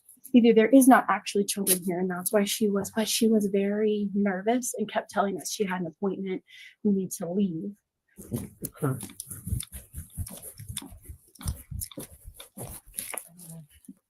There's a camera right there, so they see I'm here.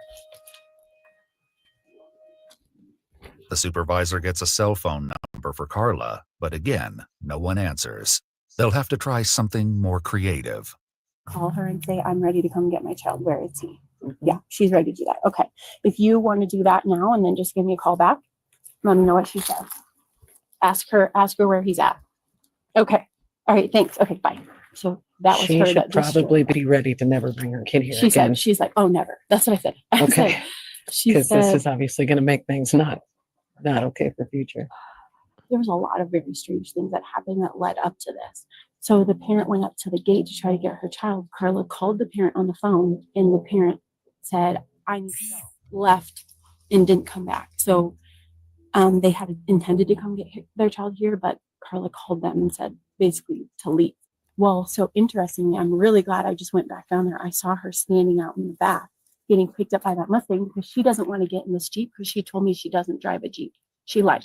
So she's providing false and misleading information to us, which is enough for grounds for adverse licensing action. But that's not the concern at this point. Where are the children? Yes, that's the Yeah, if I drop my kid off somewhere, I expect them to continue to be at that place, not carted back and forth. A moment later, a black Camaro is seen driving past the house. Despite the officer later identifying the car as a Mustang, it is actually a Camaro. What's the plate? Can you read that far? No. I'm going to start walking around in case. Now I'm wondering. Oh. So he didn't put up the back. The official has seen Carla re-enter the property, and the officer immediately walks toward the back alley to try to intercept her. Lincoln, Ocean 1. Hi, sir. Would you mind chatting with me for a second? Sure. Just step out and talk to me. The man is Mark Spillane, who identifies himself as Carla's employee. Did you come and pick her up just now? Yeah, I just dropped her off. Okay. Where are the kids? I don't think she has any right now. You're supposed to have at least one, and I Really? need to check on that kid. I didn't know. Sorry. Okay. I just grabbed her real quick, went to the bank, came back. When asked where he believes the children are, Mark gives the same address that the officer and the licensing official are already at. At this point, you're not in any sort of trouble. I'm just trying to figure out what's going on. Okay. So, again, I appreciate you stopping to chat with me. Is she known to do some hinky things? Not really. Well, where the hell are these kids is my problem. Okay. It seems to be that there's been several reports and people are concerned that they drop their kids off and they're not where they're supposed to be. Oh, okay. And if I was a parent, I'd be pretty upset about that too. I'd say so. That would upset me. And so, I mean, obviously they're concerned about things like this where you have nothing to do with this. You're coming to pick her up because she asked you to, but And drop her off. yeah. That was it. But if she's leaving kiddos, But I'm wondering, like, when she got picked up by that man right there, did she just leave the kids by themselves? You know what I'm saying? How old are these kids? It's 25 children. Was there any adult or at least like teenager, maybe somebody like 16 to 19 or something? Like, dude, this is, and I was asking the question earlier, like, do the parents know? I'm pretty sure a lot of these parents don't know. Even we get an example of one of the parents, but I'm pretty sure all these parents don't know. That's the word I should use. All these parents don't know this crazy shit going on, because if they did know, they would never leave their children with this damn lady. This is crazy, man. It was crazy. I would be livid. I would be freaking livid to Rochelle if I found out this was going on at the daycare. Gotta put it in quotation marks. The daycare that I'm letting my kids be at while I'm going to work or doing whatever. Diana, I don't think he's concerned enough hearing there's a missing kid. Yeah, he does seem very nonchalant. He does. He may know that the kid's down in his secret room in the basement and ish. He may know more than what he leading on to. I agree with that, Diana. No, I don't think they do. What you talking about? You don't think the parents? Yeah, I don't think the parents really know what the freak going on, because if they did know that all this was happening, they would never be leaving their kids with this crazy, you know what? That's a problem. Well, we're gonna continue to investigate this. I would ask that you don't call her right now until we can talk to her in person. But After speaking with Mark, the officer moves to the rear entrance of the property. if I can have an extra set of hands over here, that'd be great. You could call me before you get here. I have another officer coming that's going to come back here with you. Thank you. I'm going to go see what I can get done in the front side, but this is getting weirder and weirder. It's bizarre. Do you think she's more likely to cop back here, or go to I the think front with your something partner? is watching to see if they can either do something in the front or do something in the back. Okay. With the call coming in, Officer Landon takes the opportunity to chalk out an action plan with her partner. I'm gonna go back to the front of the house. If you could go to the alley, it's on the north side. There's a lady back here in a gray shirt, black pants. She's with one of the licensing boards. She's keeping eyes on here, and there's one in the front too. But I hate leaving any of these ladies by themselves with all of this stuff. My partner's 5 minutes out. Okay. Finally, a mother arrives, expecting to pick up her child. She hasn't answered for us so far, so we'll see.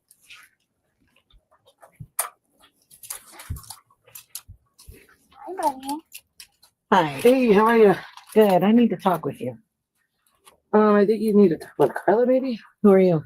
Not Carla. Who are you, though? I'm Chrissy. Chrissy? Yes. Okay. I need to talk to Carla as well. All right. Do you have some ID on you? I do. Carla's right over there, though. Sure. You want to come over here? What was your name? I'm sorry. Chrissy. Chrissy. Yes, ma'am. Do you work for the facility or? No, I don't work here. No. Okay. I'm a friend. Okay. Hey, how are you? I am super well. I was knocking on the front door forever. Why didn't you answer? I wasn't. Ringing on the intercom, calling. Our intercom is off. I don't know. Okay. Well, let's go check out where Carla is. How many kiddos do you guys have today? The officer can see that her questions are being dodged, but now she knows there was at least one child on the property. She's one step closer to unraveling this bizarre mystery. Hello. I'm Officer Langdon Isaac with CSPD. Hi. How are you, ma'am? Good. You're Carla? I am. So I'm kind of getting in on the end of all. I know. And I'm sorry you're involved. It seems like there's a whole lot going on. So Go for it. I'm just trying to figure out exactly what's going on. And I don't know how to help you. You can ask me questions. I can answer them. And I'm sorry. Okay. Do you want some water or anything? Oh, no. Thank you. I appreciate it. I don't want no fucking water. I want to know what the hell going on, lady. You already trying to deflect. The lady of the hour has finally arrived. Freaking Carla. Carla and Chrissy shit sitting in a tree, hiding kids from their daddies and they freaking mommies. What the freak? Okay. You take that. So obviously we have some concerns about some kiddos' welfare. But we come and knock, nobody's answering. I hear music playing from the front. You're hopping back fences. I don't know what's going on. So can you kind of give I me just some didn't sort of... have my gate opener, but I came back to the property. Okay. Yeah. Do you want to come in? Well, I'd like to check that house and see if there's any other kiddos. Sure. If you're just being honest with me. If you have other kids, tell me you have other kids. Sure. No worries. Okay. And you want to check that? Yeah, I would like to check both. Carla's property has two houses, one where she runs the daycare center and another that she seems to have rented out. As Officer Landon demands to search the second house, Carla and Chrissy try to contact the tenant for permission. I don't know if the tenant is there or not, so we're trying to reach her, and that's what we're doing. Okay. So you understand I'm not licensing it, and I don't care anything about that. I just care if kids are okay. I get Fair it. enough. Fair enough. Is the tenant in the property? Not yet. Not yet. Okay. So we're trying so that we can let you. We had a feeling this might. Okay. Yeah. Is this all? This is a cute place. Thank you. How many kids do you usually have? It varies, and I don't always have them. I don't know if she's on the way, but you're more than welcome. I'll leave this open and see if she's reachable. Okay. It's like Carly is not answering none of the serious questions. She is dodging all the real questions. That's the person who owns this house? Well, I own the whole property, but they rent it.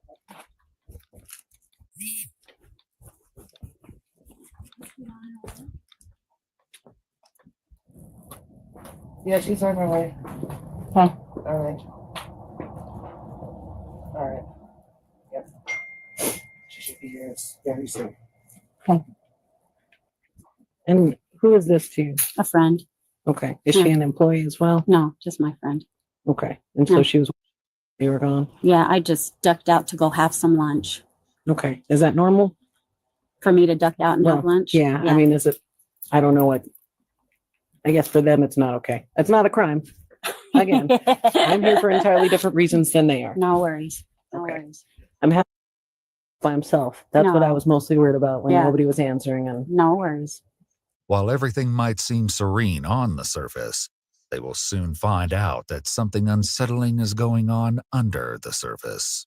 And once we can figure out that there's no other kiddos being in that house, and then we can be done. Will she let me just go in? Are any of the doors open?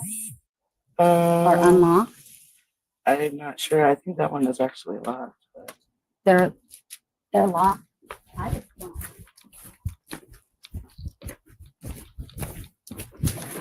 That's open. 93 from 71. We're in the backyard now. When you get here. Make yourself at home. You don't mind if I just check around? No. Okay.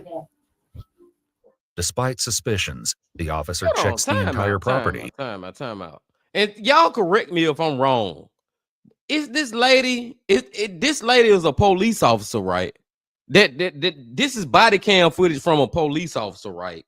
I need clarification from the Bean team. Somebody let me know I ain't tripping, because even if this is a police officer, I feel at this point we need more officers on the scene. We need backup at this point, man, because there's something very freaking sinister going on with this ish. At this point, I feel like this officer, and Inflow says, yes, this officer should know it's something sinister going on here, man. We finna have to lock this goddamn lady up, and maybe potentially Chrissy too. Yes, okay, I wasn't tripping. This is footage. This is police body cam footage from an officer. Let's go. But finds nothing incriminating. There's one here at the car. Is this a basement?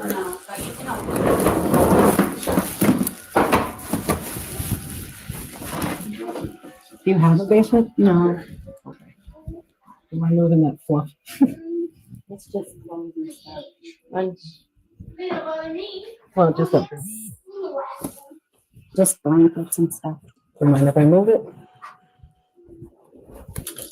This is big. Shoot ton of backpacks. What backpacks are these? We're taking them and getting them cleaned for the soccer team. That doesn't sound very likely. As the officer gets more confrontational, Carla begins to fumble. So if I call these parents, where are they going to say their kids are right now? I don't know. Okay. I don't know. That is the most terrible answer ever, lady. Not Chrissy, her name Carly or Carla. That is freaking terrible. That bitch said, I don't know if the officer called the parents and the parents be like, where their children are. That's the answer you gonna tell them? Really? That is freaking crazy, man. And I want to give a shout out to Zasha. Zasha says, damn, I'm super late again. LOL. Hope everyone is doing well. Yes, we are doing well, Zasha. This is our last video that we watched today, though. And it is just weird. It's crazy. It's like, what is going on? What the is going on type of video. But shout out to Zasha, a member of the Bean Team All-Stars. And I got to scroll up a little bit more. Because Vendetta Odin says, how is everybody doing? Doing good, my friend. Doing good, my friend. Glad you showed up also. This is so crazy. And her answer right there was that's just a terrible answer.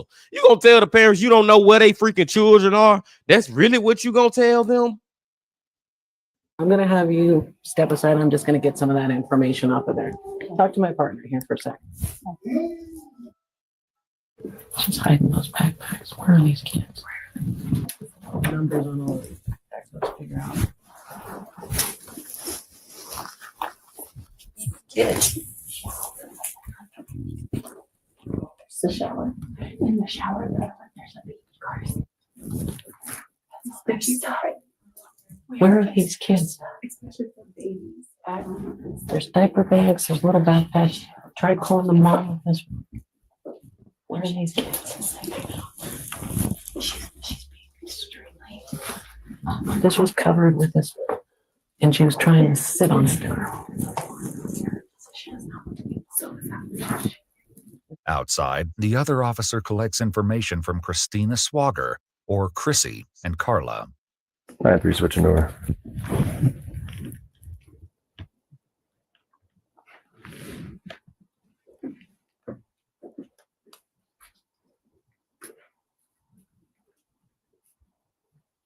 Where the freak she going?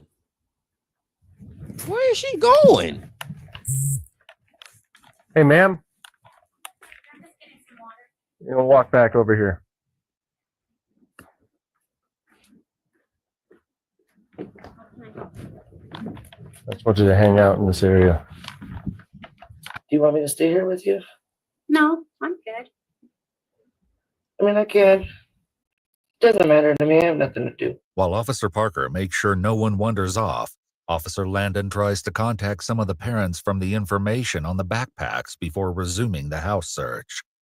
What she doesn't know yet is that there is information being shared behind her back. They're not sleeping somewhere. They're not studying out in here. Any other phone numbers? Not in those two bags.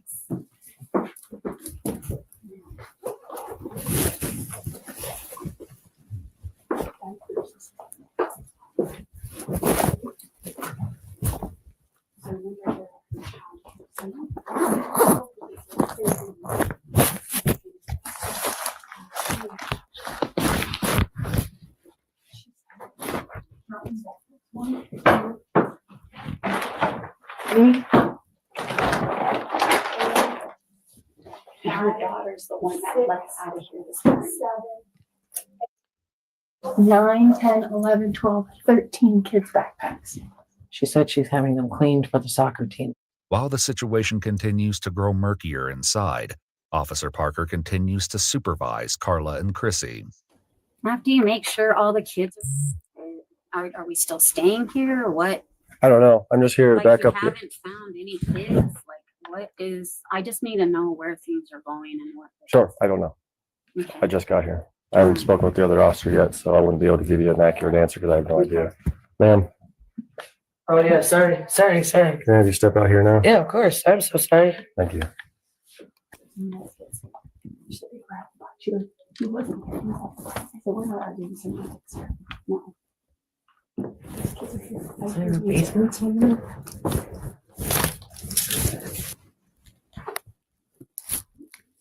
It's like, what is her whole reasoning for lying to these people, to these cops, to the social workers, whoever the other ladies are? Like, why are you lying to them about these kids not being here? First of all, it's clear evidence all over your damn house that there's children here, backpacks and everything. And you got the audacity to tell us, oh, I'm washing those backpacks for the soccer team. Just making up stupid shit. Like, is she just lying because she knows that she is way over the limit of the amount of kids she can have in her daycare center? Let me put that in quotation marks, center. And she's scared about her license being revoked or something. Like, lady, this is ridiculous.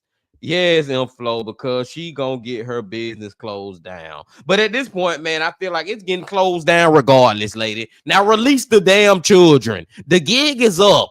It's up. Come on, man. And at this point, Chrissy, you in on it too. You need to be locked up too.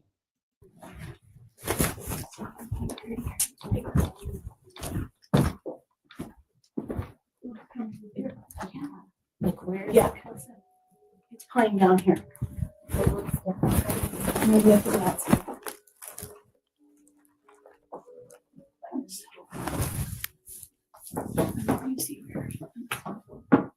There's got to be a way to get down.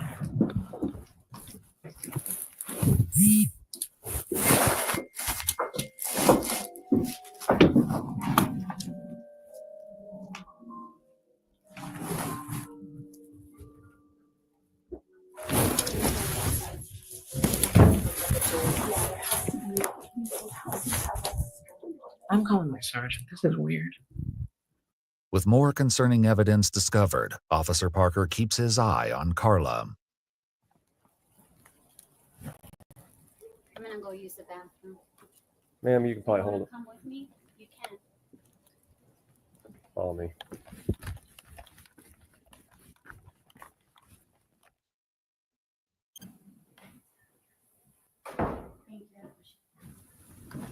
As Officer Parker guides Carla back from the bathroom, Officer Landon gives him a call to express her concerns. Officer Parker. So I have a really bad feeling about what's going on here. So I'm gonna call Sarge. Just keep them out there, please. Just, you can keep them in that side building. Yeah, I was gonna tell you both parties in the back. Okay, well, there's music coming from a weird place. And that she denied that any other kids were here. So she's changing her stories and weird stuff is going on. As the officers inch closer to an unexpected revelation, Carla and Chrissy decide to talk. Whether or not anything they have to say is the truth is another matter entirely. Why don't we just tell them that the kids are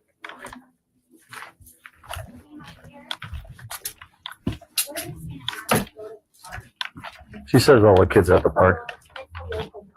That's where they're at? Yeah. Sure. Why don't you just head on over there? How many are there? Okay.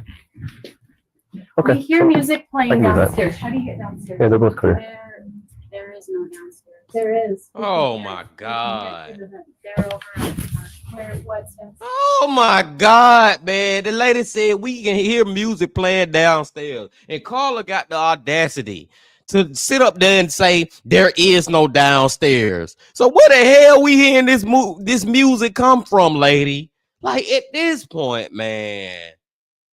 Oh, and I know this is illegal and the police can't do this type of shit. But at this point, I'm ready to just grab her by the neck and start strangling her like, bitch, where are these kids? Stop bullshitting. We know you bullshitting, man. Seriously. There's nothing downstairs. There's children in the basement. We don't know how to get in there. Okay. There's no access to a basement. There isn't a basement. Do you want to go over to the car? No, not yet. Or just stay outside. Upon realizing this was going far beyond what initially brought them to the scene, Officer Landon calls the sergeant. I'm searching the house and I can hear music coming from the basement, like children's music. I can't figure out how to get down there, but this is strange enough that it's got those little hairs rolling. I can't find an opening to a basement, but I can hear music coming from a vent into the basement. I've got Parker out back, keeping those ladies away from here, and I'm just trying to sort this out. Okay, thank you, Sergeant.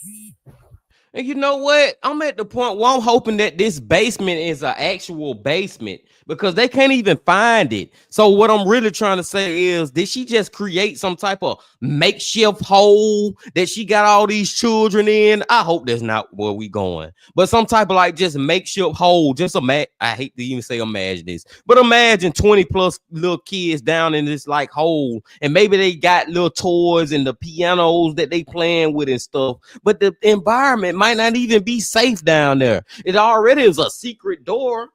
Yeah, behind kids discovered behind secret door. Man, this is getting worse and worse. But shout out to our girl Rochelle. Rochelle sends through a super chat of $5. Great work, Dean. Appreciate that, Rochelle, man. Appreciate most definitely Rochelle. And once again, happy belated birthday to you. Shout out to you. Let's go, y'all. Let's freaking go. I cannot hold on real quick. I just gotta say it one more time. I can't get over the lies that Carla is lying about at this point. And she knows that the damn police know you're lying, but you still keep going on with this damn lie that there are no kids here. At some point, the gig is up. Like I said, the gig is freaking up. Desperate to locate the children, Officer Parker doubles down on his questions, his patience wearing thin. So how do we get in the basement? There is no basement. I am so sorry, but there's just not. Okay. So where's the music coming from? I don't know. I don't know. Have you heard music? I haven't heard any music. Hmm.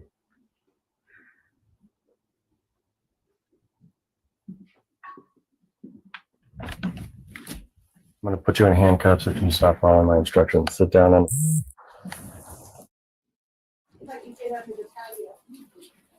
Over there by the end of the water.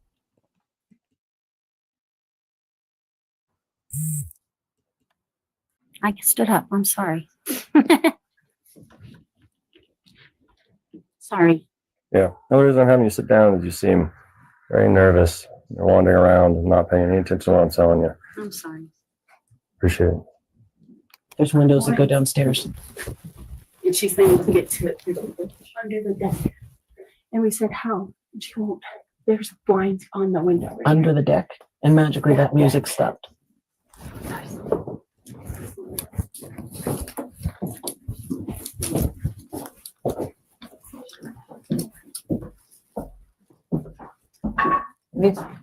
You said there's access under this deck? Over on the side. That's if they left the opening. On that side? I could just stay here for a second.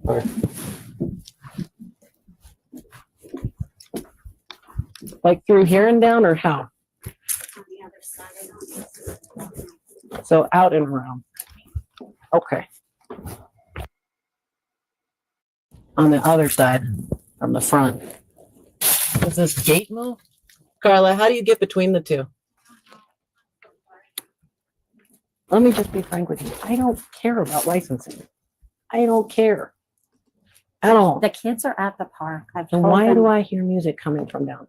I don't know. I'm so sorry. And you hide in the backpacks from me like a cat on a tin roof. Weird. You know? Yeah. I hear All of this, it's a succession of events that is altogether not okay. Mm-hmm. If there's kids downstairs, we can deal with that, but you got to tell me how to get to them. I just want to lay eyes. So tell me how to get to the kids. I don't know why you're hearing music, and I'm really sorry. If they want to see kids, they can go to the park. The kids are over there. And that'll be our next step. We'll go look there. Okay. But why am I hearing music from down there? I don't And as soon as we mention that, you text somebody and it shuts off. That's weird. know. I'm not doing that. I can Okay. show you. Let's go stand over here. Okay. Music stopped. Hang on. There's window ones on the side and in the back. In that window down there. Yeah, it's got blinds on it. You don't put blinds in the Even if there is a Crowley.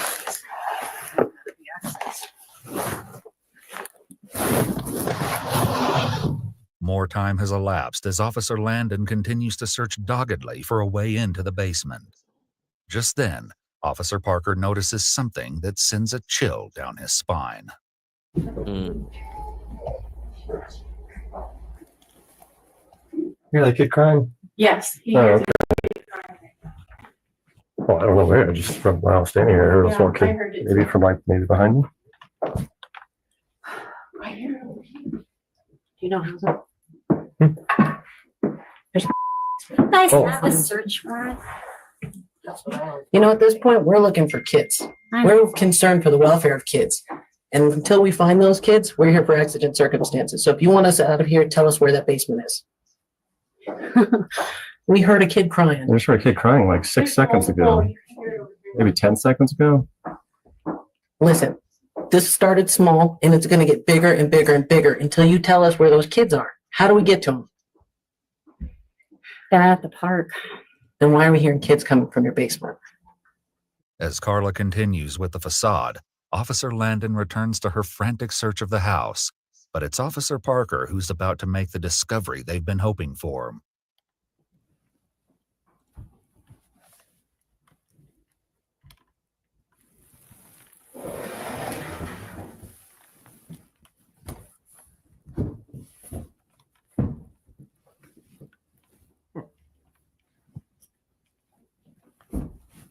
Hey, Isaac.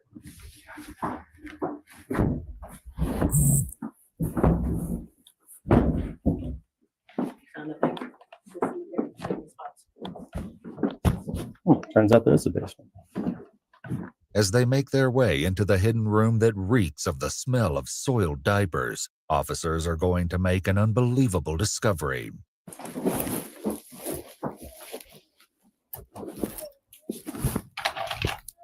Cover up.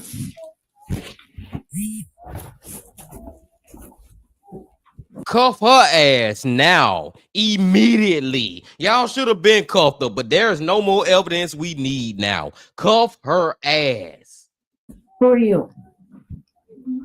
Who are you and why are you hiding all these kids down here? Get up. Get up. Hi, babies. It's okay, guys. It's okay. You ladies need to come here now. Both of you, come here now. I don't know what's going on, but this is not okay. Do you have any weapons on you? Can I put my shoes on? I'm going to pat you for weapons first. You need to go upstairs and talk to my purse.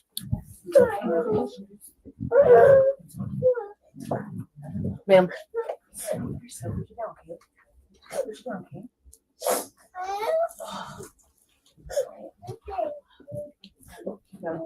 Call 571. I know. We've about 20 kids down here. In a revelation that stuns everyone, Officer Landon finds 25 very young children in the basement. Sorry, who are you? Huh? Who are you? My name's Katie. What is your deal with all this? Why are you hiding kids from us? I'm not hiding them. Kind of looks like it. The woman Officer Landon is speaking with is Caitlin Nelson. More shocking details about her role will be revealed, but for now, Officer Landon lays it out to her that she is in trouble. You're looking at an obstruction charge at the minimum. I don't know what this licensing is. I don't understand what this. All I know is law enforcement officers are in the house. You heard me knocking before. You heard me on the phone. I know she text messaged you and told you to shut the kids up. So you're looking at obstruction.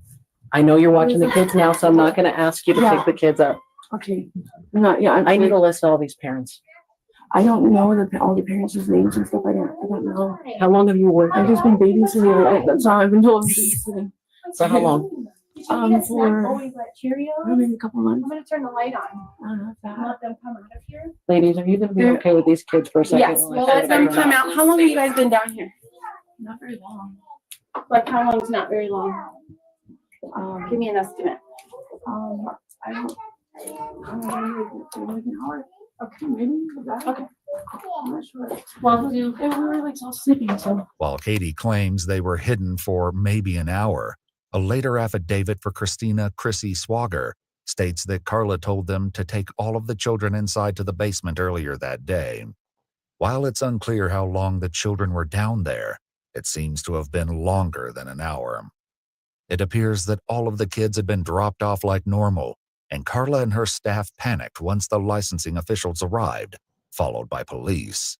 Officers now focus on reuniting the children with their families.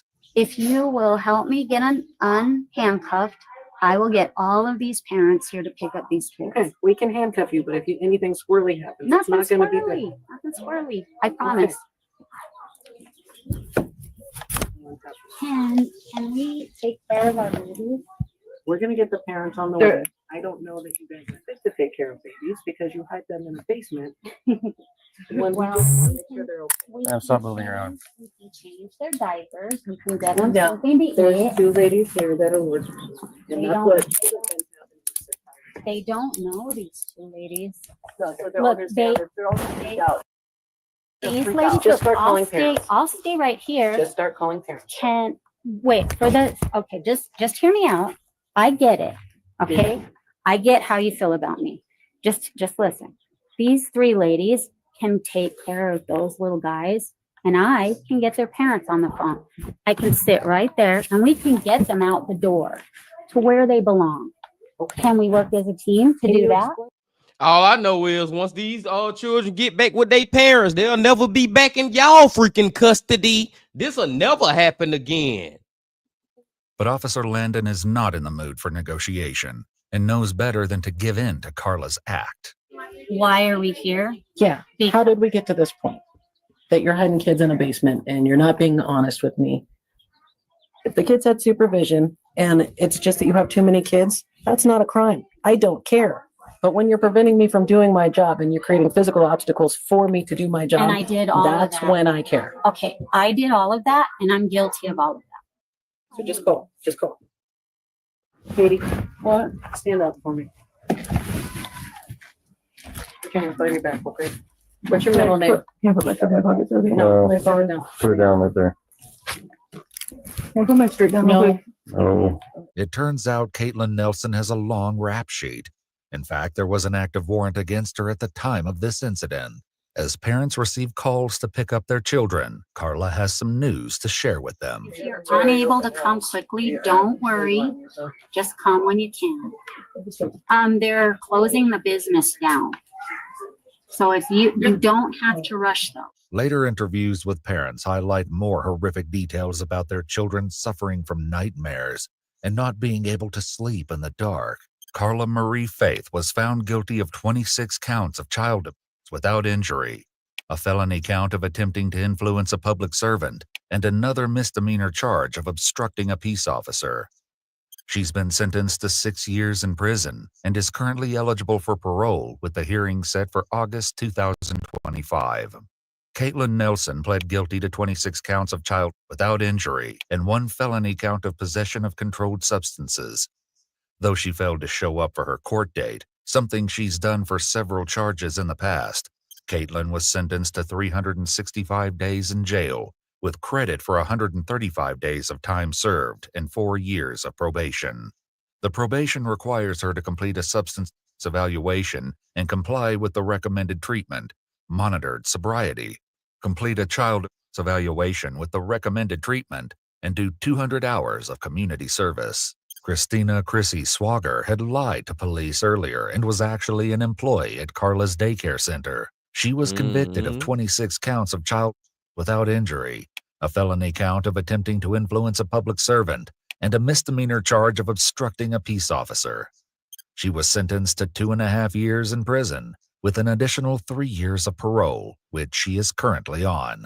Valerie Fresquez, another employee at the daycare, pleaded guilty to 26 counts of child without injury and took a plea deal that required her to testify against her former colleagues. She received a 2-year deferred sentence in March 2021 that she completed in March 2023, allowing her to withdraw the guilty plea with all charges dismissed. Wow. I don't know, y'all.